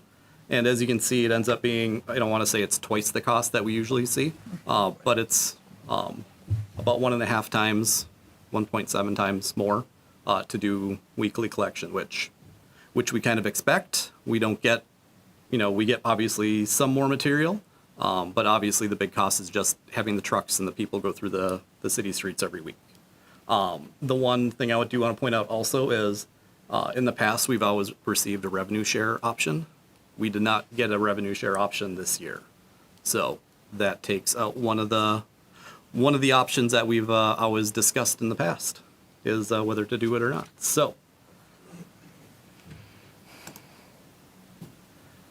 Just looking at current annual costs, this is the projected 2024 cost, just given that we haven't seen all of our receipts yet, since we haven't finished out the year. But given how close we are and our big collection for the rest of the season is just monthly collections, so using our normal price, we get to just under $883,000 for our recycling collection citywide. Looking at the proposed low bid, their 3-year option comes in at $817,000, which does not include the cart cost. This is the city-owned option. If you look at the second bullet, the vendor-owned option is $918,000. So we would not have a cart cost with that option. And same thing with the 5-year, $856,000 on average per year. And again, if we did the vendor-owned carts, we're looking at $956,000. So again, the remarkable part of that was just the overall decrease in average overall costs for the years. Again, it's my 3rd one doing this, and I can't say I've ever seen it before, so I get to check it off my bingo sheet. So again, now we just kind of try to wrap into, kind of the option of if we do want to look at city-owned carts, looking at the city-owned vendors that provided that option. The simple spread on these is vendor proposer 1, there was about a $16,000 to $17,000 spread in costs between city-owned and vendor-owned carts. So if we just do the simple math of that based on what our cart costs were, it would cost, a snapshot in time, it's 32 years roughly to get payback on that. When we're looking at proposer 4, now we're looking at, there's a $100,000 difference roughly between the city-owned vendor-owned carts. So now we're looking at 5.4 years for that. And again, this is just looking at it now, not thinking about what happens, if we look at RFPs again in the future. But this just basically gives you kind of one way to think about just the different pricing between the two options. Because again, one of the next slides, we're going to start talking about even more carts. So, and here it is. So, again, just trying to provide a little bit of an option of, if we did look at what our cart costs were, trying to simplify that really ugly table that I showed you in the cart presentation, which again will show up next. But if we're looking at our cart quote minus the Ramsey County grant, we're looking at just over $544,000. I did get confirmation from Toter that they'll hold firm on that pricing all the way through May or June when we would do the cart, if we approve the cart option at that point. So they're not going to look at adjusting resin or rollout or anything like that. So they feel good with their number. So once we start looking at the cash balance, and the cash balance here, that is one of the ones I forgot to update. We worked with finance right before this, so our actual cash balance is $460,533. So we're doing well on budget this year. Our balance is looking well. So we're actually our remainder ends up being even less.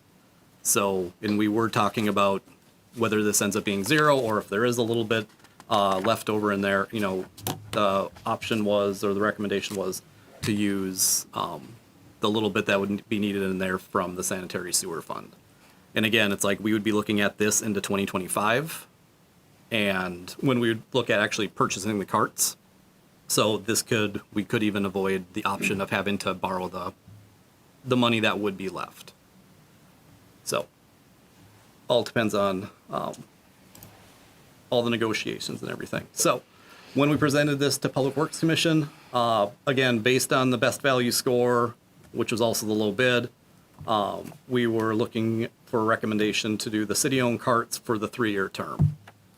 Public Works Commission did come back after some discussion, looking at city-owned carts, 3-year term, and then their additional recommendations were some of the options that were provided in the RFP were a little bit lacking, just on clarification of some of the items that we do now versus what was talked about. Because one of the things we, just between, again, some of the zero waste event information, looking at composition studies, education outreach, just they really focused more on the online.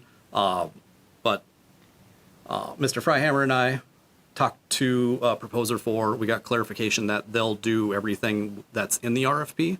So it's like the composition study, like we recommend. They talk about they'll do mailings, letters to MD, multi-dwelling units, things like that, which have a little bit more effect to try to show them what they're recycling, how they can improve it, have a little bit more in front of them versus just kind of giving them a website and just some information that they can go to. So something physical that can actually hold on to.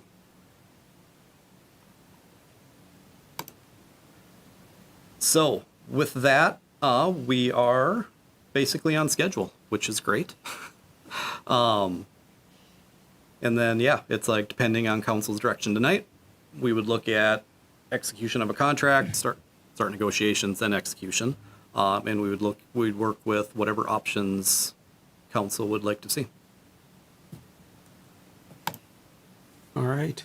Thank you for the presentation. Thank you for all the information, even the charts. And we'll open it up for council questions. Especially the Well, I don't know. There was the comment that there was a lot of data in there, so I was being sympathetic to that. Councilmember Atten, questions? Yeah, thank you. And thanks for all this information and some of the information we exchanged emails on today. The question I have is why 3 and not 5 years when we can get to 2030 and only have $60,000 more than we're currently paying? Why would we not lock in that for 5 years? The one option we were looking at is it would be a new hauler. We don't know how well they'll actually do on all the things that we've been doing for, again, it's like I know 10 years of experience now here doing this. We have a, kind of a well-oiled machine. Things work how we think they're going to work with the new contractor. The new contractor hasn't done, say, zero waste event staffing before, hasn't done some of these other things. So, as if Roseville still finds those to be valuable and we want to really promote them and expand them, we're bringing in a brand new contractor right now, which it's going to bring in, more staff time needed to, get them going, make sure they're doing, the way we have been doing them and things like that. So that was one of the examples that staff had on the front end, just with the 3-year option versus the 5. But yes, the 5-year option, we'd basically paying the same price in 5 years as we are now. So is the concern isn't the staff time to bring them up to speed on a zero waste, because that's going to happen in a 3 or a 5. Is a concern that they might fail at that, and then we want to not be locked in for 5 years? That is one of the other ones, yes. Well, the other one you're going to do is 3 or 5 years. You're going to do the education either way. Correct. Right? Yep. So the question is whether this major corporation would fail at that. Yeah, whether they would do a good job with, that portion or, any of the other education outreach items that we have in there. It's even Proposer 4 said we have a very thorough RFP. And, Good. Whenever they're telling us that it's a very thorough RFP and there's a lot of information and items in there, then yes, it's like we just want to, that would give us an out potentially after 3 years. So I don't know if I'm sure it was in the data. So I don't remember the exact details, but I do know the differences in escalators year to year do vary based on the different proposals. Obviously, currently the current vendor is the cheapest overall, but if I recall, generally Proposer 4 was going up about 5% a year. Some of the others are only going up 3% a year. Yeah, it's at 5%. Certainly, if we think this is a great thing long term, we're not concerned about a new vendor. We deal with them with other ways. We can lock in that price. Especially if we think the market changes in the future, at least you're locked in for 5 years. Or the option is, would it look different? Especially if you own carts, would you get more options? Because obviously, we still only got two vendors. Only gave us the city-owned cart option, but they're also looking at the 5-year. So, some of the feedback we did hear from Proposer 4 was, the St. Paul. They were hungry for this one, certainly because just of changing contracts of going on, so they had availability. So potentially that could play into, well, do we hop on that for 5 years? But do you want to go for 5? The last contract was 3, so and that's kind of what came out of PWET. That was some of their concerns was, hey, it's a new vendor, let's just go with the 3-year. But 5 does lock in a price. It makes it very predictable price going forward for a longer period of time if council wants to go that route. Is it, because we have a quote for 5 years and a quote for 3 years, is it conceivable that we could negotiate a 3-year contract with an option for 2 more years that's already predetermined as part of the contract, the 2-year option at the end of the Is that 3 a years? player option or is it the? Well, I don't know. We'll have to talk about that. But I mean, that might be a way to give us the flexibility of sort of an out at 3 years if we're not happy. At the same time, we always have cancellation language in all contracts. Right. But it's nice to have sort of something built in, maybe more formally, but give us the ability to control what those prices might be for the next 2 years if we decide to exercise the option. Something to consider anyway. I don't know if we can do that. Mayor, you absolutely can do that. But what I will tell you is generally, if you have a 3-year term with a 2-year renewal option, it's a mutual option to renew, which means locking in the price is a little less certain. And their proposals were their 3-year option and 5-year had different pricing. So Certainly. So that would That would have to certainly be affect worked that. out if we Yeah. were to do something like that. I was just throwing it out there. Councilmember Groff. Remind me what's the life term on the carts again? I know we've covered that. We haven't planned out for 15 years. So that's how long you think they'll last in general. In general, And yeah. we'll have some replacement. I remember there Yep. was some factored in, so. Yep. So there'll always be there'll be a maintenance cost, there'll be a replacement cost, there'll be these new costs that we'll have going forward that, right now we have budgeted in just kind of as we were planning for the potential cart purchase.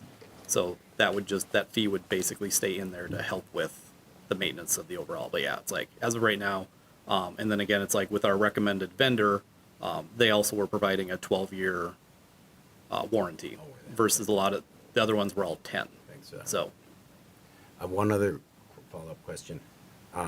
Do you have any concerns, since there was such a difference in the bids of the it sounds like there's some uncertainty about the capability and whether they're going to follow through, and if that should happen, that we aren't satisfied, what are our options? I hear that there are options to cancel in any contract, but how would that happen?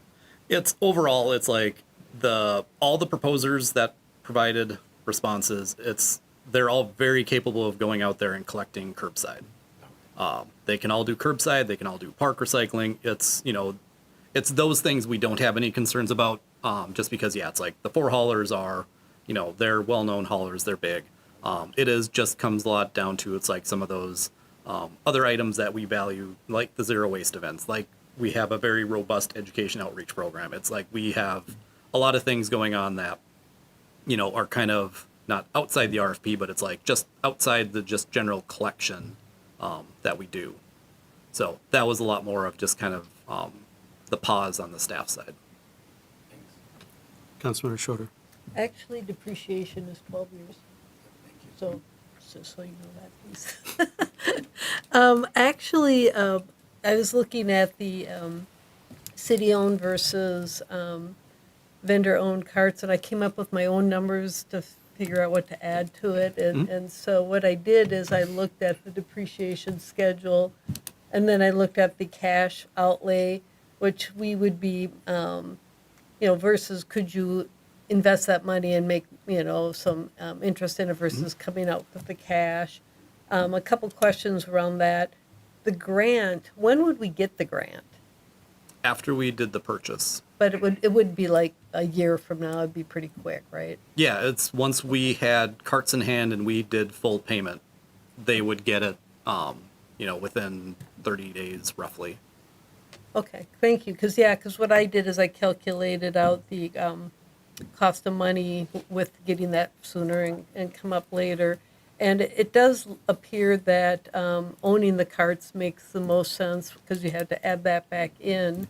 So that, and it was kind of fun to see me come up with my numbers and then you guys come up with your own numbers and see how close that gets. And then when you talked about concerns about the performance, I know in part of the scoring, past performance was one of the things that was scored on, and they looked like they got scored pretty good on that. Yeah, and again, in all my years doing this, I've never received a reference to somebody that gave them a bad score.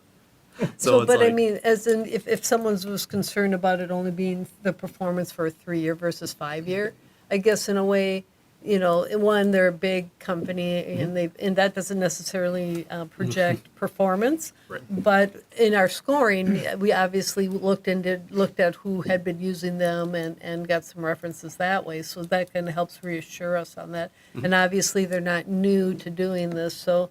And actually that's why too I was questioning, which way this would go, because I'm not a fortune teller, but my guess would be the cost of doing this stuff isn't going to go down over the next few years, and that maybe that 5-year is not a bad idea, because when I looked at, really they're adding, in both cases, it's like either the 3 or the 5 it seems to be that you could end up on top going to the 5-year, but I guess I wanted to hear why we'd want to do the 3, and I guess I just the concern that they may not perform in some areas.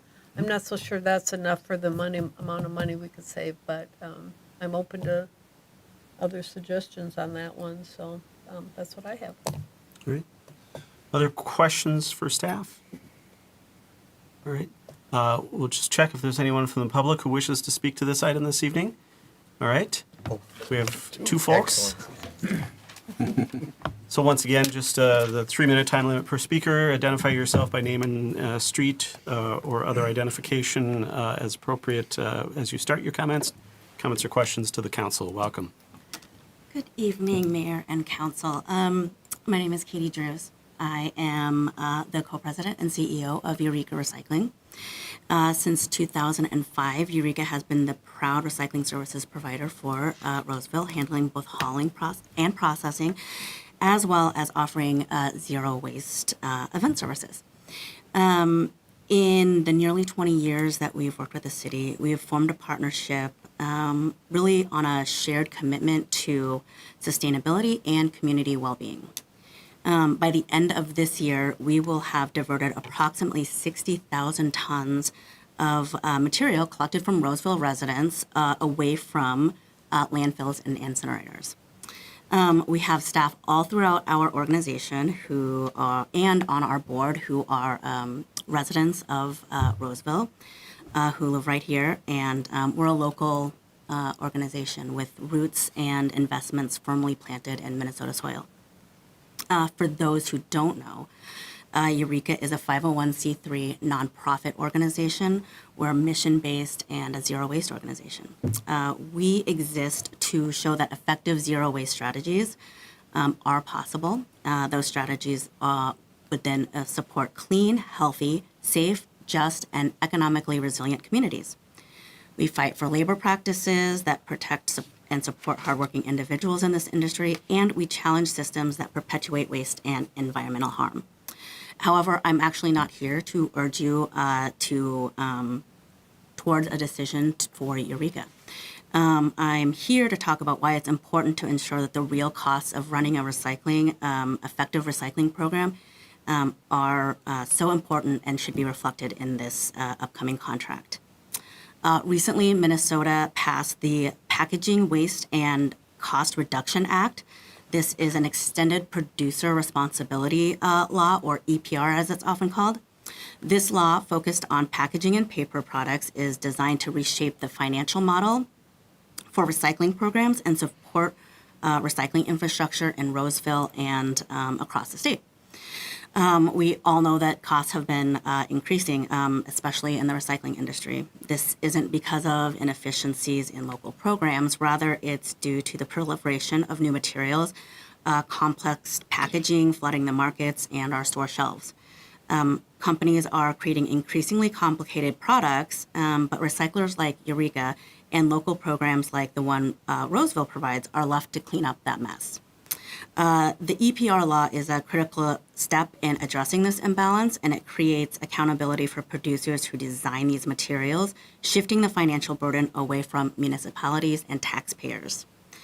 By 2029, cities will begin receiving reimbursements for the recycling activities funded by what they're calling a producer responsibility organization. The Minnesota Pollution Control Agency will be conducting a thorough needs assessment next year in 2025, and that will ensure that the state's recycling infrastructure and associated costs are accurately reflected in the reimbursement process. So I bring this up because it's now actually after seeing the pricing that has come out, we experienced something very similar in a community very similar to Roseville. I'm going to ask you, you're about 40 seconds over your 3 minutes. Can you wrap up with one thought or sentence, if you can? Yeah, essentially that if you underprice the recycling services today, it could drastically impact the kind of funding that you receive tomorrow out of EPR. Clearly, out of the pricing that you have received, there's one, and it's not ours. I will tell you that. I had no idea coming into where we would land on that, but we just kind of really wanted to say that when you make this decision, make sure that the true cost of recycling is really captured because you will be reimbursed for it in the future. And if you undercut yourselves now, it will impact how much, it could potentially impact how much you're funded in the future. Thank you for your comments this evening. And if there's anything else you'd like to follow up in writing with more references to information or whatever, please feel free to get that to us as a follow-up. Yep. Right, additional public comment on the proposed recycling contract item.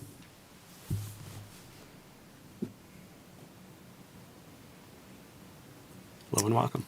Cynthia White, Churchill Street, Roseville. Everything she said. One of the things that I'm concerned about this proposal is that it, as far as I can tell, it didn't take into account any residents' preferences. And it was toward the very last that I heard that it would be a new vendor, and my personal opinion is Roseville needs another new vendor with big trucks running around its streets like we need a hole in the head. And certainly on my street, that would not be something that I would particularly welcome. I'm very happy with the contractor that I have for recyclable goods, and if that changes, it will impact me in sometimes sort of funny ways in terms of what time they pick up. I've already got electronic payments set up that would have to change, and that may seem funny to you younger folks, that becomes a pain in the neck, but it becomes a pain in the neck. And I just wish that when the city would do some of these things, maybe residents could be involved in to provide some of their input. That's my time. All right, thank you for your comments. Thank you. And I did want to just clarify in regard to those comments. So this is for the city recycling services, which I believe the city collects as part of the utility bills that are paid. So, all right, sorry about that. As I understand it, I mean, and I know this is for recycling, but as I understand it, the collection of the recycling fees that are under these contracts is through the city's utility billing operation. So you're paying for your recycling when you pay your quarterly utility bills. This is not the collection of garbage from local residential or commercial properties. That is still a private transaction between property owners and their service providers, and so none of that is going to change. This strictly deals with the recycling service. As I understand it, right now recycling is picked up by different vehicles than pick up garbage anyway, and so this would be, instead of vendor A doing it, it would be vendor B doing it, but it would still be a separate set of vehicles going down the street to pick up the recycling, unless I'm mistaken about anything. Am I correct about that? Correct. That's correct, and the day is still the same? Yes. The time certainly could time of day could modify, but the day is are proposed to remain the same. So it would still be the same pickup day as trash day. It's not an additional truck. It's one truck is not going to be We'll there replace anymore, and the other truck just is a gonna different be truck. that. One for one. It's a swap. Just to help clarify, hopefully that does help clarify. Any additional public comment this evening? Doesn't appear to be the case. All right, we've got the request before us to, I believe it's to authorize entering into the negotiation of the contract for the service under parameters that we determine we want to go for, whether it's 3 years or 5 years, and whether it's with the recommended vendor or if the council so chose to go with a different vendor. And I will leave it to the council for some sort of motion in that regard. I don't know if we have a specific, I don't think, it's just a motion, it's not a resolution. It's just a motion at this point, yes. Yep. Motion is on the bottom of the last page of the staff report. It would be motion to authorize staff to negotiate a contract with proposer, whichever, for a whatever year term with, as is being recommended, city-owned carts, unless there's a different motion made by the council. Councilmember Strawn. I'd like to authorize staff to negotiate a contract with proposer 4 for the 3-year term as indicated, although I would love any comments or clarification that we could receive on the comments made by Ms. Drews. All right. Is there a second to that motion, which is to authorize entering into negotiations with the recommended proposer for the 3-year term with the city-owned carts? Is that correct? It's the recommended motion. All right. Is there a second for that motion? I'll second it. All right. It's been moved by Councilmember Strawn, seconded by Councilmember Groff. Discussion on that motion. Councilmember Strawn is the maker of the motion. As indicated, I'd like to know if Mr. Johnson or Mr. Fryhammer have any comments or information related to the comments that were made by the member of the community. So yeah, I am familiar with the EPR and that it is law. As you know, a municipality, it's like we don't know the timing of when. Honestly, it's like we usually have Eureka update us on most of their EPR work because they're one of the big pushers for this policy and the law to try to basically help municipalities get money for recycling. Have the burden fall onto the producers of it, so we don't have to pay for it. So from our side, it's like we know that it was into law. We didn't know timing of we know it's run through the PCA. We know there's 2029, 2030. There's going to be they're going to start rolling out potentially money to whoever they roll it out to. Is we don't know if it's going to be to I don't know if it's going to be towards municipalities or if it's going to go to the county or it's going to go to the state. It's like all that funding is kind of up in the air when it comes from our side of things. So it's like I know the basics of it, but again, it's like we usually work with Eureka Recycling on the EPR law. So she would actually, Ms. Drew would actually have more of the detailed information, and potentially there's more on the PCA website because we know that they're going to be kind of the spearhead of it. But again, timing as it comes down to it, I'm not sure of it. And then how they look at do they look at our past 3 year? Do they look at the past 10 years of what it costs to do recycling in the city and then come up with a formula on that? I don't know. So there's a lot of questions on the city side too on just how the EPR gets implemented. Thank you. Right. And did I hear correctly that it may not be until 29 or 30 that some of those things start to happen? I mean, decisions may be made before that. Yeah, there's definitely a lot of decisions happening now.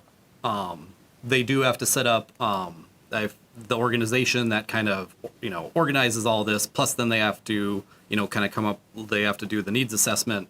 So there's a lot of data collecting over the next few years, and then they'll start looking at having producers pay. And I just grabbed this off the PCA website. It was somewhere in that 29, 2030, 2031 where they start ramping up payments. But again, it's like no reimbursements would happen until payments are collected, right? Yeah, and it's like I don't know. And again, it's like part of it is I don't know. Does it come to us? Does it go to the state? how does all the transacting happen? So it's hard for the staff to say, it'll obviously be a big benefit because this is actually coming from the people who are producing it. It's going to put a lot of pressure on them to make better materials, because if they're paying for it, they're going to want to reduce it and make it as light as possible and recyclable as possible. So we know long term it'll benefit us, but I don't know how the next 3 to 5 years, based on the contract pricing, really affects it. All right. Perhaps there'll be some follow-up question. Other discussion on the motion? I don't want to preclude if you had further things you wanted to say specifically in support of the motion too, since you're the maker of the motion. I fail to see how paying more for the product, for the services would entitle us to more money at the end of it all. So that's why I was just, we might be entitled to a larger rebate, but I would assume it's not a 1-for-1. If I pay $30,000 more, somehow I get $30,000 more back or whatever in the product. So, do you have any contrary information? I honestly do not. Okay, thank you. Other discussion as the second of the motion, Councilmember Groff? Well, I'd say, I think it's good information to have, but I don't think it's going to influence my decision tonight because this is the information we have today. Things can change in 2 years, 3 years. And I agree with Councilmember Strawn that it's not going, paying more doesn't make sense to me just to increase your rebate because it's not going to be the whole amount anyway. So, and I think that the reason I do support the 3-year contract is because we will know more in 3 years and we'll know more about that information. And in the meantime, this is less money than we've been paying. My only concern is whenever I do bids on my own home or anything like that, I'm always a little leery of someone who comes in way lower, just because there is the chance of not getting as good work. So that's my caveat. All right. Additional discussion on the motion, Councilmember Etten? I just thinking about. I think the service questions come back to actually what Eureka specializes in, the zero waste events. I think that's the question, right? It's not, are they going to show up at my house on Thursday and collect it every other week? I think we've pretty much established all these companies are going to do that, right? So that's the question, that education piece, and also and putting those into action. I think that seems to be the question from the staff. I feel like we can do that, and if not, we have a contract that can be changed or dropped if they aren't doing what we asked in the contract. Additional discussion, Councilmember Schroeder? Yeah, and I was going back and forth between the 5 and 3 year, and and I guess I don't feel so strong against to go with the 5 year that I can support the 3 year, because either way it's a good amount. The only hesitation I have about the 3 years, we're going to be owning carts for the first time too. And now if we only do 3 years and then we switch vendors again, now we got to deal with the whole, who's got carts where, and, do they, inventory and different things. So that, that's new too. And so we are trying to get our feet on the ground on that one. And so sometimes when you own, I was thinking if we own the carts, the less time we change this, the better, versus if you're changing vendors on a regular basis. Could you address what that would look like? Say, cart inventory, and I know rolling it out is one thing, but then say if you were going to switch vendors in 3 years, what would be the additional work behind that? The additional work behind that is whoever our vendor is for this next term, if we do the city-owned carts, proposer 4 actually, well, whether it's proposer, any of them, basically it's like they're going to hold our carts that they have, as extras to roll out. They're going to have them staged in St. Paul. So if we end up changing vendors in 3 years or 5 years, basically that inventory from there gets hauled out to where our new vendor would hold it. So we'll get basically updates every month on like what our cart inventories are, so we can see what part of the cart is breaking, how many carts we have left, when we need to order. So it's like we'll get some details every month on our carts that are basically in storage at their facility. So the next time we do this, basically it's like whatever our inventory is at that facility is just going to get relocated to a different facility. And we wouldn't pay to have the inventory moved from one facility to the next. That would have to be part of the contract negotiation, that the new vendor would go pick them up from the old vendor. That's Yeah, typically so, how that would yep, go? with Okay. this one too, it's all the maintenance costs and all these storage costs are all built into their unit price. Okay, So, thank you. And that would, hold true for the next one too. All right. Councilmember Ratton. I would like still to speak to the 5. The amount that we know baked in savings is impactful. There's a big difference there. And I think that we don't know, some people know more than others, I guess, but we don't know how this is all going to work out. But as you said, I'm make sure your last name, Councilmember Groff, this is the information we have right now. The other things are still being decided. They'll be decided over several years. There is a point to maybe 3 we're going to know more, but it doesn't tell you we're going to know everything yet. Things won't have fully kicked in. And one of the most important parts about this important law is changing what's produced. It's not necessarily how much we're going to get paid. It's changing what's produced so that we have less waste and more things can be recycled. That's the key to that law, and I think that we are chasing an unknown thing with the money. But we have a known thing with the money in the 5-year. So I want to make a motion to amend to move it to a 5-year contract. Is there a second to the motion to amend to 5 years? I can second that. All right, it's been seconded by Councilmember Schroeder.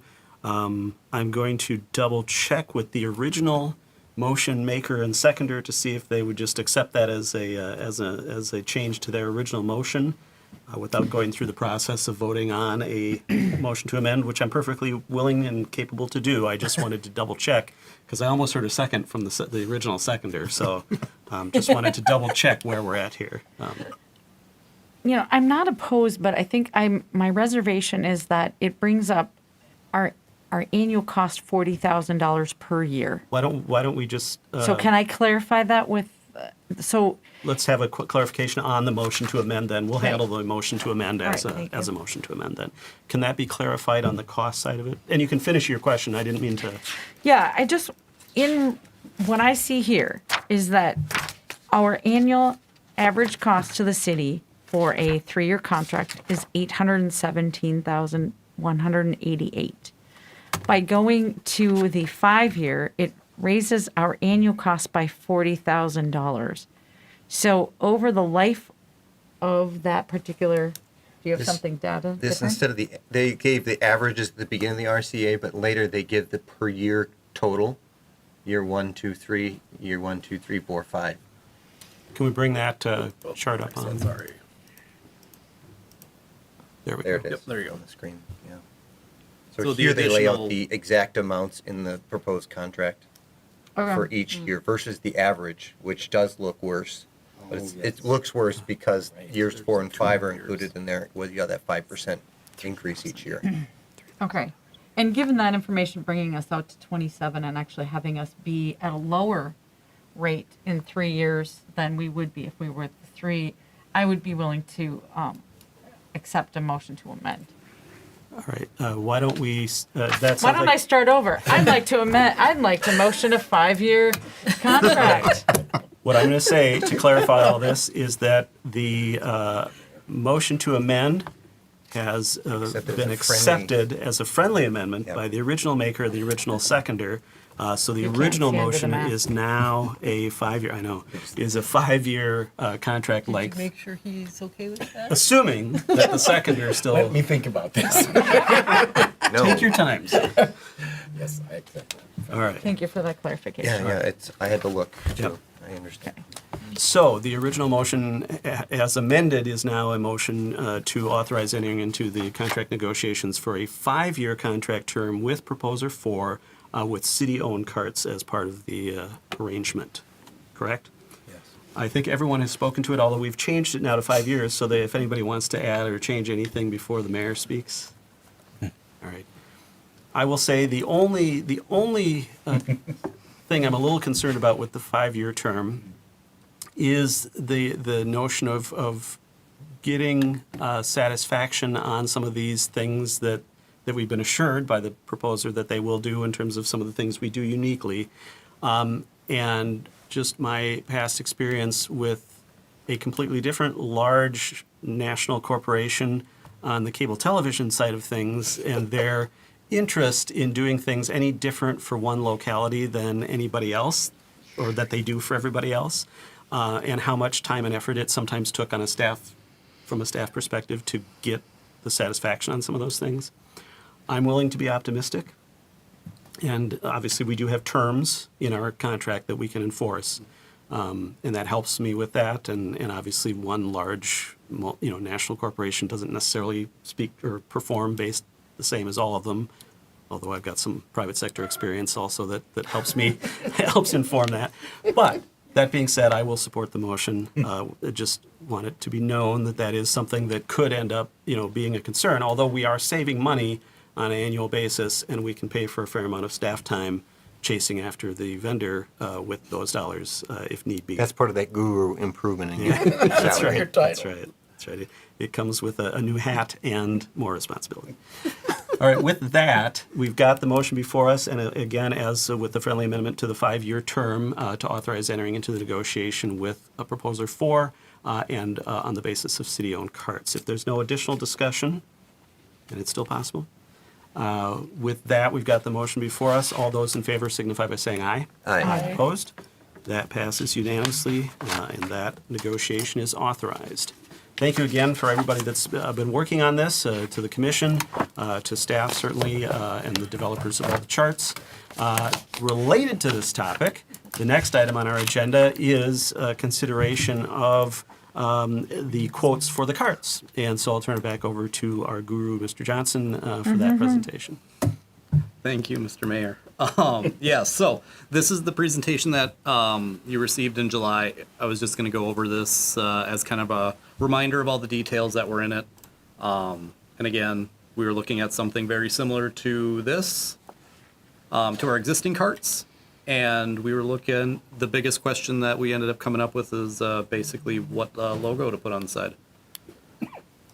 Otherwise, this was the fleet that showed up into our yard throughout the course of the RFP process for the carts. Again, they all tested well.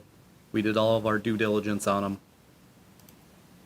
them. Our original amounts as we were looking at this were, this was when we first started talking about it way back when, where we were talking about more expensive carts. We had a higher capital based on like what we were talking about with Ramsey County, Foth. And so all of this got updated as we went through. Looking at all the price comparisons. And then the big chart of where everything fell in the end. And again, I got Control-C, Control-V'd myself into putting over the quote rank again down there. But again, this was basically every line item in there for what every cost was that we asked for. And again, we did recommend the Toter EVR 2. They did have the best value score. They were 5th in the cost. And we did look through, basically had a bunch of reviewers looking at company profile, again, the questionnaire, the references, specs, all the way down the list. And as they scored, this is how everything felt. And again, it's like what we really kind of looked for each of them. Again, it's company profile is, do they have similar values to like Roseville? Do they value staff? Do they pay livable wages? Did they really talk about how they, how they promote themselves? Are they, a large company? Are they a small company? everyone that we got quotes from are large manufacturing companies who do, work across the nation. So everyone typically scored very high on that. One came back with the company profile was very, didn't have a lot of information in it. That's why it ended up scoring so low. They put a lot of the information elsewhere. When we did for the Schaefer carts, it's like they just didn't provide a lot of the information on like the actual company aspect and some of the details that we looked for that. Again, questionnaire, basically just how they answered our questions. Were they thorough? And again, references. It's like, once we started to look through, look at some of the references, find out some of the info behind them. We did find, some here and there where, it's like we did get, they were great or they were good or, we didn't get a lot of they were bad. So that's kind of where some of the pieces fell there. But again, value add, basically for the toter, it's like the extra 2 years for a warranty on the cart was big. That is, depending on how you depreciate your carts. We were looking at just staff, we're just simply looking at it. That could be $35,000, per year when we started looking at our maintenance contract.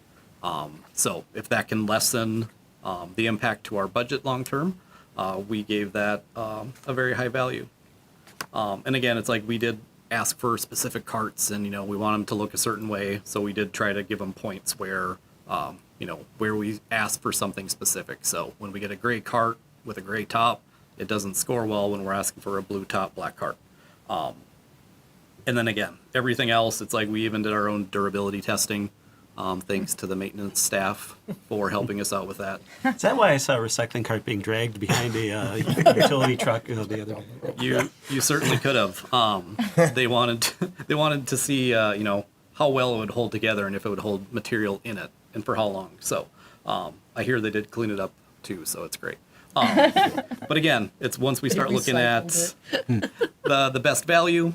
Again, toter came up on top, and then basically just the cart cost. This does include assembly and distribution too, so this is the entire rollout process.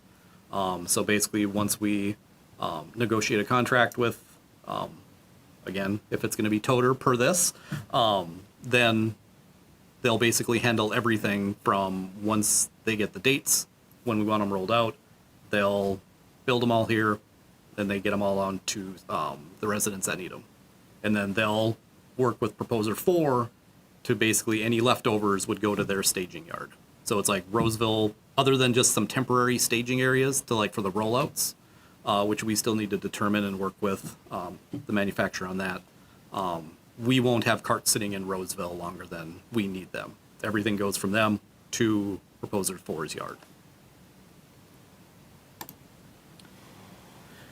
And again, as we were looking at the budget, our 24 year end did go up to the $460,000.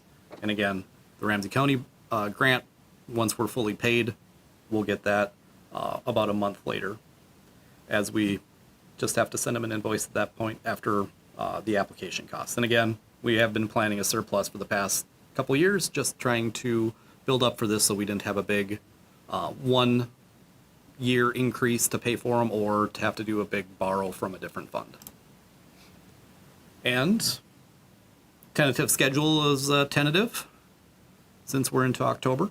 But overall, like I said, it's like we did coordinate with the manufacturer and Toter will hold their pricing long term until we actually do the rollout. So we're in a good place. And again, this one small piece, again, doesn't have to be held tonight, but, there were a lot of conversations on what in mold labels people liked. So. All right. Questions on this review of the information from before or feedback? Councilmember Otten. Thank you for that presentation. Again, I know we exchanged some emails. I want to clarify, because what I heard in the emails was different from what I remembered. So what I heard in the emails is the added value for the toter EVR, when both of the toter things, was because of the additional 2 years in warranty.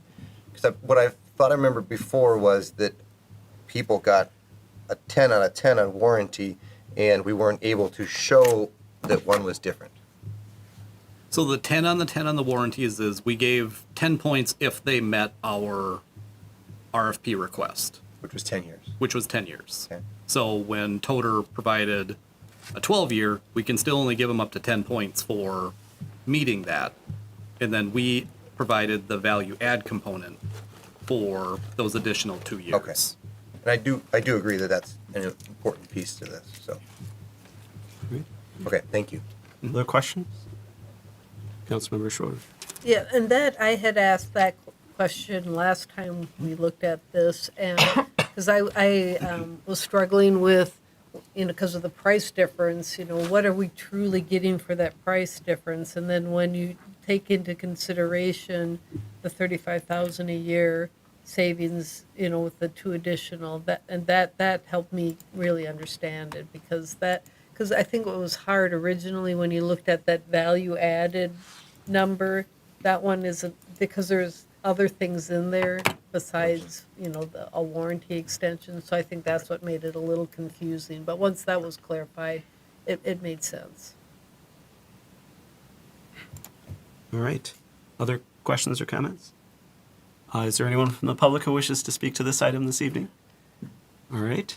With that, then, we've got the request before us, and once again, it's a request to authorize entering into negotiations, I believe, with the contract provider for the carts. I'm just still stuck on the old item here. Exactly. There we Can go. we show Yep. you my piece of paper? They had it. No, it's right there. Is there a motion to approve the quotes and authorize staff to negotiate the final contract with the recommended vendor to purchase their recommended carts? Second. It's been moved by Councilmember Groff, seconded by Councilmember Schroeder, to authorize that to enter into the negotiation of the final contract. Councilmember Groff, as the maker of the motion.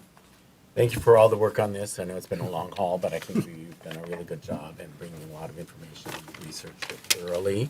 So I appreciate all the work, and I feel very comfortable with this going forward. All right, and Councilmember Schroeder is the seconder. I agree. Thank you for bringing this back multiple times to give us that opportunity to discuss this. This is a big step for the city, and it's new, and it was really important that we got multiple times to discuss it here. I know you guys have been talking about it for a long time and probably talked about the details. It was just a good opportunity for the council to do the same, so thank you. All right, any additional discussion on the motion? Hearing none. All those in favor signify by saying aye. Aye. Opposed? That passes unanimously. Councilmember Strawn? I'd like to propose that we implement option 2 as our in-mold label option. Oh, Roseville. Second. Do we need option 3 as part of it at all? I mean, do we need to tell people that we own them? I think it would be helpful to have that. Because I was going to suggest I feel like we combining could- 1 or 2 with Yes. 3 as our way forward, and I was going to leave it to the council to decide between. I 1 would and 2. accept putting 2 and then at least in one location property of, just to remind people that they don't own that. Right, I was thinking the same thing. Staff, is there any issue with combining them together as one label? No, it's Just, we can basically put anything on the side that we really feel. So we should be good with combining a 2 and a 3. okay, It'd And- be nice to have that logo look if we can. yeah, and certainly 2, Not just 2 could be stamped. bigger than 3 Yeah, yeah. and stand out more, but 3 should be on there somewhere. Right now, they look almost the same size as each other, but certainly 2 could be, make it bigger, or 3 smaller, or vice versa. Any objection to that from the council? I think that is that's the direction of the council to staff, 2 and 3. All right. Thank you, Councilmember Strawn, for remembering to add that to our discussion this evening. With that, then, that concludes our public works, our easements, our recycling, our carts. I can't think of any other reason to keep you guys up at the table here, so we will then move to. You earned your money. No, the guru might have to stay for a while. Something We else. might expand Get it into comfortable up something here. else. That's right. Do you know anything about council salary? Yeah, there you go. Well, let's Lower than I he gave says. you your chance to run away. I do just want to do a quick check with the council. We don't have much on the agenda, but we do usually take a break at 8. Do we need to take a break right now, or are folks keep ready rolling. to plow No, through? I'm Okay. ready to keep All right. going. I do just want to double check that. Thank you for All right. checking. That does bring us then to item 7E, which is to consider an ordinance to increase the mayor and council member compensation as outlined. And I'll turn it over to Mr. Trudgeon to introduce this item as the author of the specific ordinance before us. Thank you, Mr. Mayor. As you will recall, at the last meeting, the city council did have a lengthy discussion about, as part of the budget process, actually it was about whether or not to raise council salaries. I would note that it is governed by city code in chapter 10303. The last time it was amended or adjusted was in 2002, so about 22 years ago. After a lot of discussion and back and forth, the council did approve, at least for budget purposes, to factor in an additional $100 per month, or a total of $6,000 per year for additional council salaries. So in the RCA, there is a table. The current mayoral compensation monthly is $775, or $9,300 annually. That would go up by $100 per month to $875 per month, or $10,500. The city council currently receives $585 per month, or $7,020, and that would go up to $685 per month, or $8,220 annually. Under state law, an ordinance increasing the compensation for elected officials cannot take place, or take effect, I should say, until at least one election cycle is completed. As you know, the next election is November 5th, 2024. So if this were to pass, this new wages would not take effect until January 1st, 2025. In the packet is the ordinance, and thank you to the city attorney for actually drafting that portion of it, and I'll be happy to answer any questions. All right, questions for staff? There don't appear to be any. I was going to check with members of the public if anyone from the public wanted to speak to this, She but ran away. they all ran away. Yeah. So obviously, there's a great deal of concern over this issue. But in all seriousness, I think this is something that I appreciate Councilmember Etten bringing up as part of our budget discussion. It's certainly not something that usually political folks are eager to talk about their own compensation. And that's probably why it's been 20-some years since it's changed. But I think it's worth having the conversation, so I appreciate that. And I did want to provide an opportunity for members of the public to speak now that our member of the public is back. All right. With that, council, is there a motion on the ordinance, or Councilmember Etten, I'll recognize you for whatever purpose. Thanks. I am going to move to approve the amended ordinance. That would be the ordinance in the packet. Yes. All right. I should see, the ordinance in the packet, yes. All right. Is there a second to that motion? I'll second it. All right. It's been moved by Councilmember Etten, seconded by Councilmember Groff to approve the ordinance changing the council and mayor salary beginning after this next election. I think it's technically starting January 1st. Discussion on the motion. As the maker of the motion, Councilmember Etten. I said a fair amount in the last meeting, but these salaries have been there for 22 years. It was interesting to see the actual previous, or actually what we're living under right now. They actually passed one thing for January 1st, 2000, and then 2 years later kicked in another rider. If that had continued, we would have been way over $100. So I really think that this is a very reasonable bump, make some acknowledgement of the work and effort that people are putting in, and that's why I moved it. All right, thank you. Discussion by the seconder, Councilmember Groff. I think we had a pretty good discussion last meeting about this, and the information that was provided at the time was really helpful for me to see where other cities our size, where we fall. And I look at it as something comparable to the comp study that we did with the employees in Roseville, and try to stay somewhere in the middle of the pack. So that's my logic. All right. Other discussion on the motion? The only thing I would add to the conversation, I did ask for some information from the city manager after our last discussion as to, as best we could determine, sort of the median hourly pay rate of city employees. And I believe, if I remember correctly, and I didn't have the email in front of me, but I believe it's about $42 or $44 an hour, somewhere in that range. And then I did a little study of my own time spent. And I won't get into exactly how much time it was, because we don't want to start How much time competing. you want Right, yeah, compensation for the study? because half the public will Or- think it's too much and half will think it's not enough. So we won't get to the specific Did you numbers. count in the time that you did doing this counting? I did clock it in, yes. Great. There was a category for that in my spreadsheet. But anyway, so under the current salary for mayor, I was coming in at something around $34 to $35 an hour. And this would actually bring it up to $38 to $39 an hour, assuming I accounted for my time. So you're below reasonably average right now. So the highest paid member of the city council would not be paid as much as the median city employee. And I thought that, that could be taken and interpreted a lot of different ways, but at least we weren't like saying, oh, the mayor is being paid 10 times the average of the city employees or something like that, which I think we would all agree is inappropriate. So it helped me with some comfort level with this change. So I just wanted to put that out there as information without enough detail for anybody to check my math. So what you're saying is the rest of us are even less Yeah. per hour. We could entertain an amendment. No. It's Well, interesting. it all depends on your hours. This is mayor hours. Council member hours may not be as much. I don't know. It could be more. Who knows? And it varies week to week. True enough. Yes. So I was sort of trying to take it over a whole year. But with that, we've got the motion before us. Is there any other discussion? Hearing none, once again, this is a motion to adopt the ordinance in the city meeting materials that would raise the council and mayor salary by $100 per month, beginning after the next election and January 1st of 2025.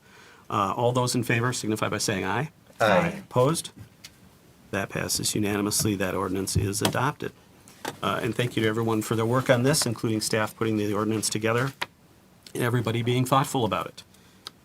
With that brings us then to consideration of city council minutes, which was what I was trying to grab here just before this item. Just in case there were any changes or corrections that any council members had to either our September 16th EDA minutes, our September 16th council minutes, or the September 23rd council minutes. Are there any changes or corrections, Councilmember Atten? I usually don't do this, but I have some changes to both of the council minutes. Council I'd like minutes. to make. Okay. And I don't, if we want to take each thing separately and knock out the EDA. Well, why don't or- we take, so it's both the council minutes. Does somebody want to make a motion on the EDA minutes if there aren't any changes or corrections to that one? I would move the approval of the Second. statement. All right, it's been moved by Councilmember Groff, seconded by Councilmember Atten. An anticipatory second on the September 16th EDA minutes. Discussion on that motion? Hearing none, all those in favor signify by saying aye. Aye. Opposed? Those pass unanimously. All right, let's look at the September 16th council minutes. Councilmember Atten. Thank you. I'm looking on page 3, line 96.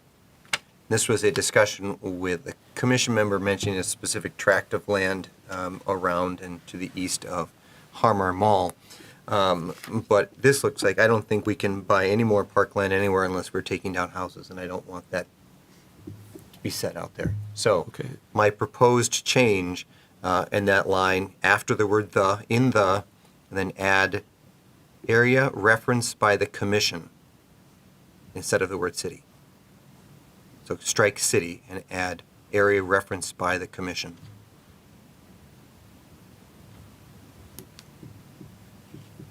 Staff has that? Mm-hmm. Okay. Is there any objection to that change?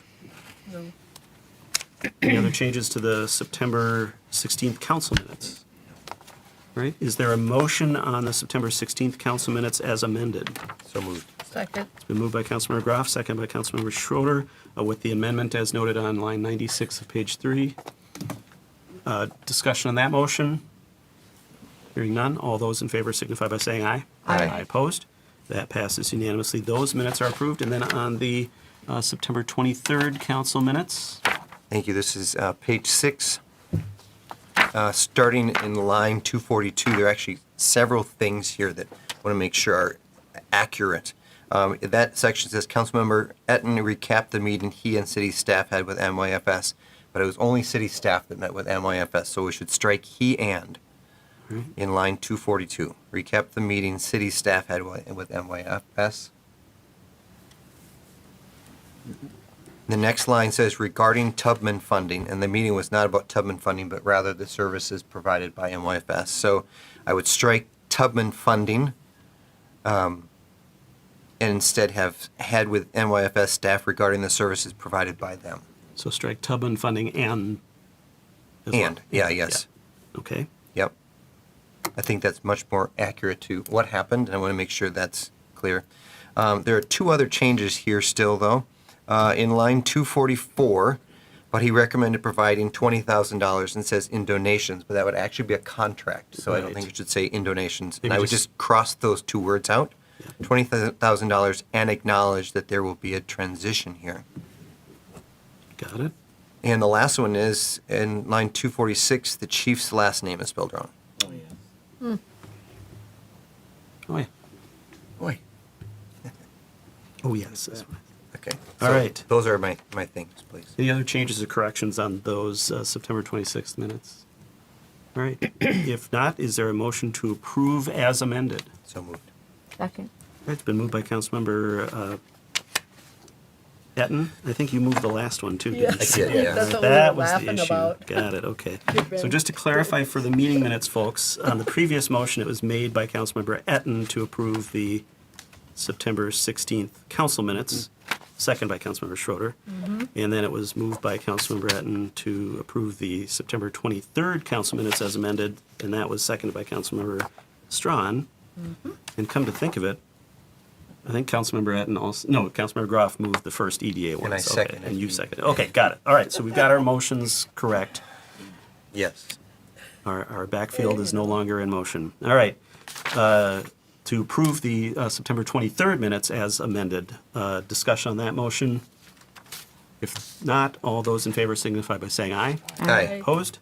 That passes unanimously. Those minutes as amended are approved. I think that gets us to the end of the minutes. That brings us to our short consent agenda this evening. Mr. Trudgeon, if you could go through those consent items for the council and the public. Yes, thank you, Mr. Mayor. As you mentioned, it is very short. Item 10A approves payments in the amount of $1,712,377.33. Item 10B approves a temporary liquor license for Bent Distillery for an event from October 31st to November 3rd. With this event, they will have used 8 of the 12 days allowed in the calendar year. Item 10C approves an amendment to the city fee schedule to create a hotel licensing fee of $150 and a $30 fee for background checks for each interested person associated with the hotel. And finally, item 10D takes action to not waive our statutory liability limits for 2025 and keeping the liability amounts currently in the state statutes. Not waiving our liability limits is consistent with past city council decisions on this matter. And that is the consent agenda. All right, thank you, Mr. Trudgeon. Is there a motion on the consent items? Moved. Second. It's been moved by Councilmember Groff, seconded by Councilmember Strawn, to approve those consent items. Discussion on that motion? Councilmember Strawn? I do have a question. Interested person, is that defined by the state statute on what an interested person is, or is that something that we need to define? It's in our ordinance. I Yeah, believe. we directly define that in the ordinance as somebody that has 5% or more ownership interest in the hotel.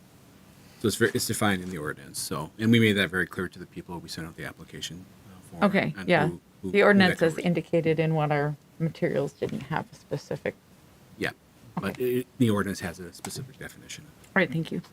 Just to clarify that, so the hotel licensing ordinance is where that definition is. That's This right. is an ordinance just to adopt the fees. Fee schedule. That are referenced in the other Perfect, thank ordinance. you. Okay, yeah.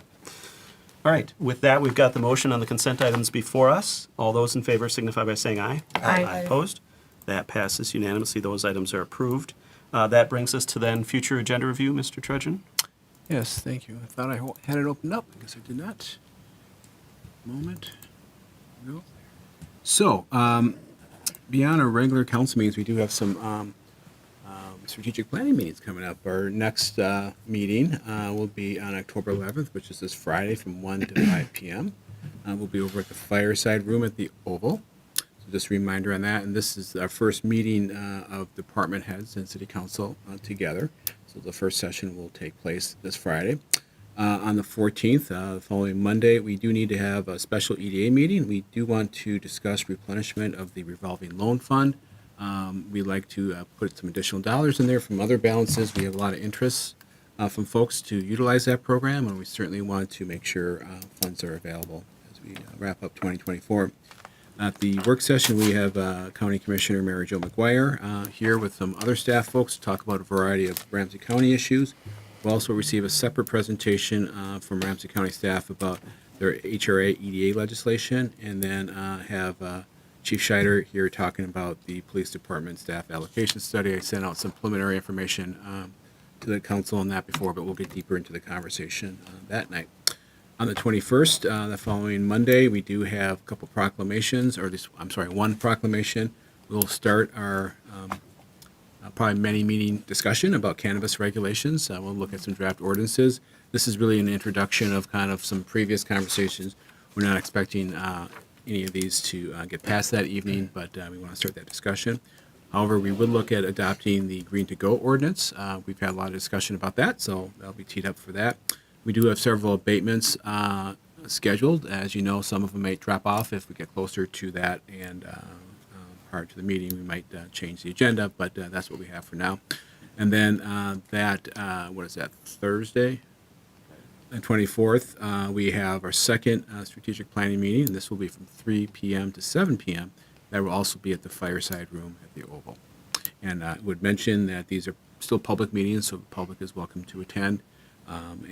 But we'll be kind of rolling up our sleeves and doing a lot of work with staff and council and trying to figure out what our priorities are. So that's the future agenda. All right, thank you, Mr. Trudgeon. Are there any questions on the future agenda or items that council members might like to add to upcoming agendas? Councilmember Strawn. Thank you. I'd like to just check in on the future agenda, longer-term initiatives. The first there being the shopping carts left in the public right-of-way. I know I had asked a couple months ago to find out where we're at with that as far as the cost of abating those carts, and what information we maybe had so that we can make better decisions moving forward. Yeah, and I know Community Development Director Gunlock sent out some information about a month ago. I'm trying to recall the details if we covered all of what you just said there, so I'll double back with her to make sure we have that information. Are you looking for a city council discussion at the I think it would be meeting? helpful to have a meeting because there's been so many comments from the public, so then maybe they could offer some opinions and just have it better, feel like it's transparent to them, that they know what our actions, if there are any, on that matter. Right. Is there any objection to adding that to a future agenda without the normal process? I think it makes sense. Yep. All right. Are there any other, and we might as well add communications, reports, announcements as well, since this is all under the same agenda item this evening. Are there any reports or announcements or communications from council members? All right, does not appear to be the case. The only thing we have remaining on our agenda then is adjournment. Is there a motion to adjourn? So moved. Second. It's been moved by Councilmember Strawn, seconded by Councilmember Schroeder. To adjourn, there is no discussion on a motion to adjourn. All those in favor signify by saying aye. Aye. Opposed? That passes unanimously, and we are adjourned at 8:42 p.m. Thank you, everyone. Look at us.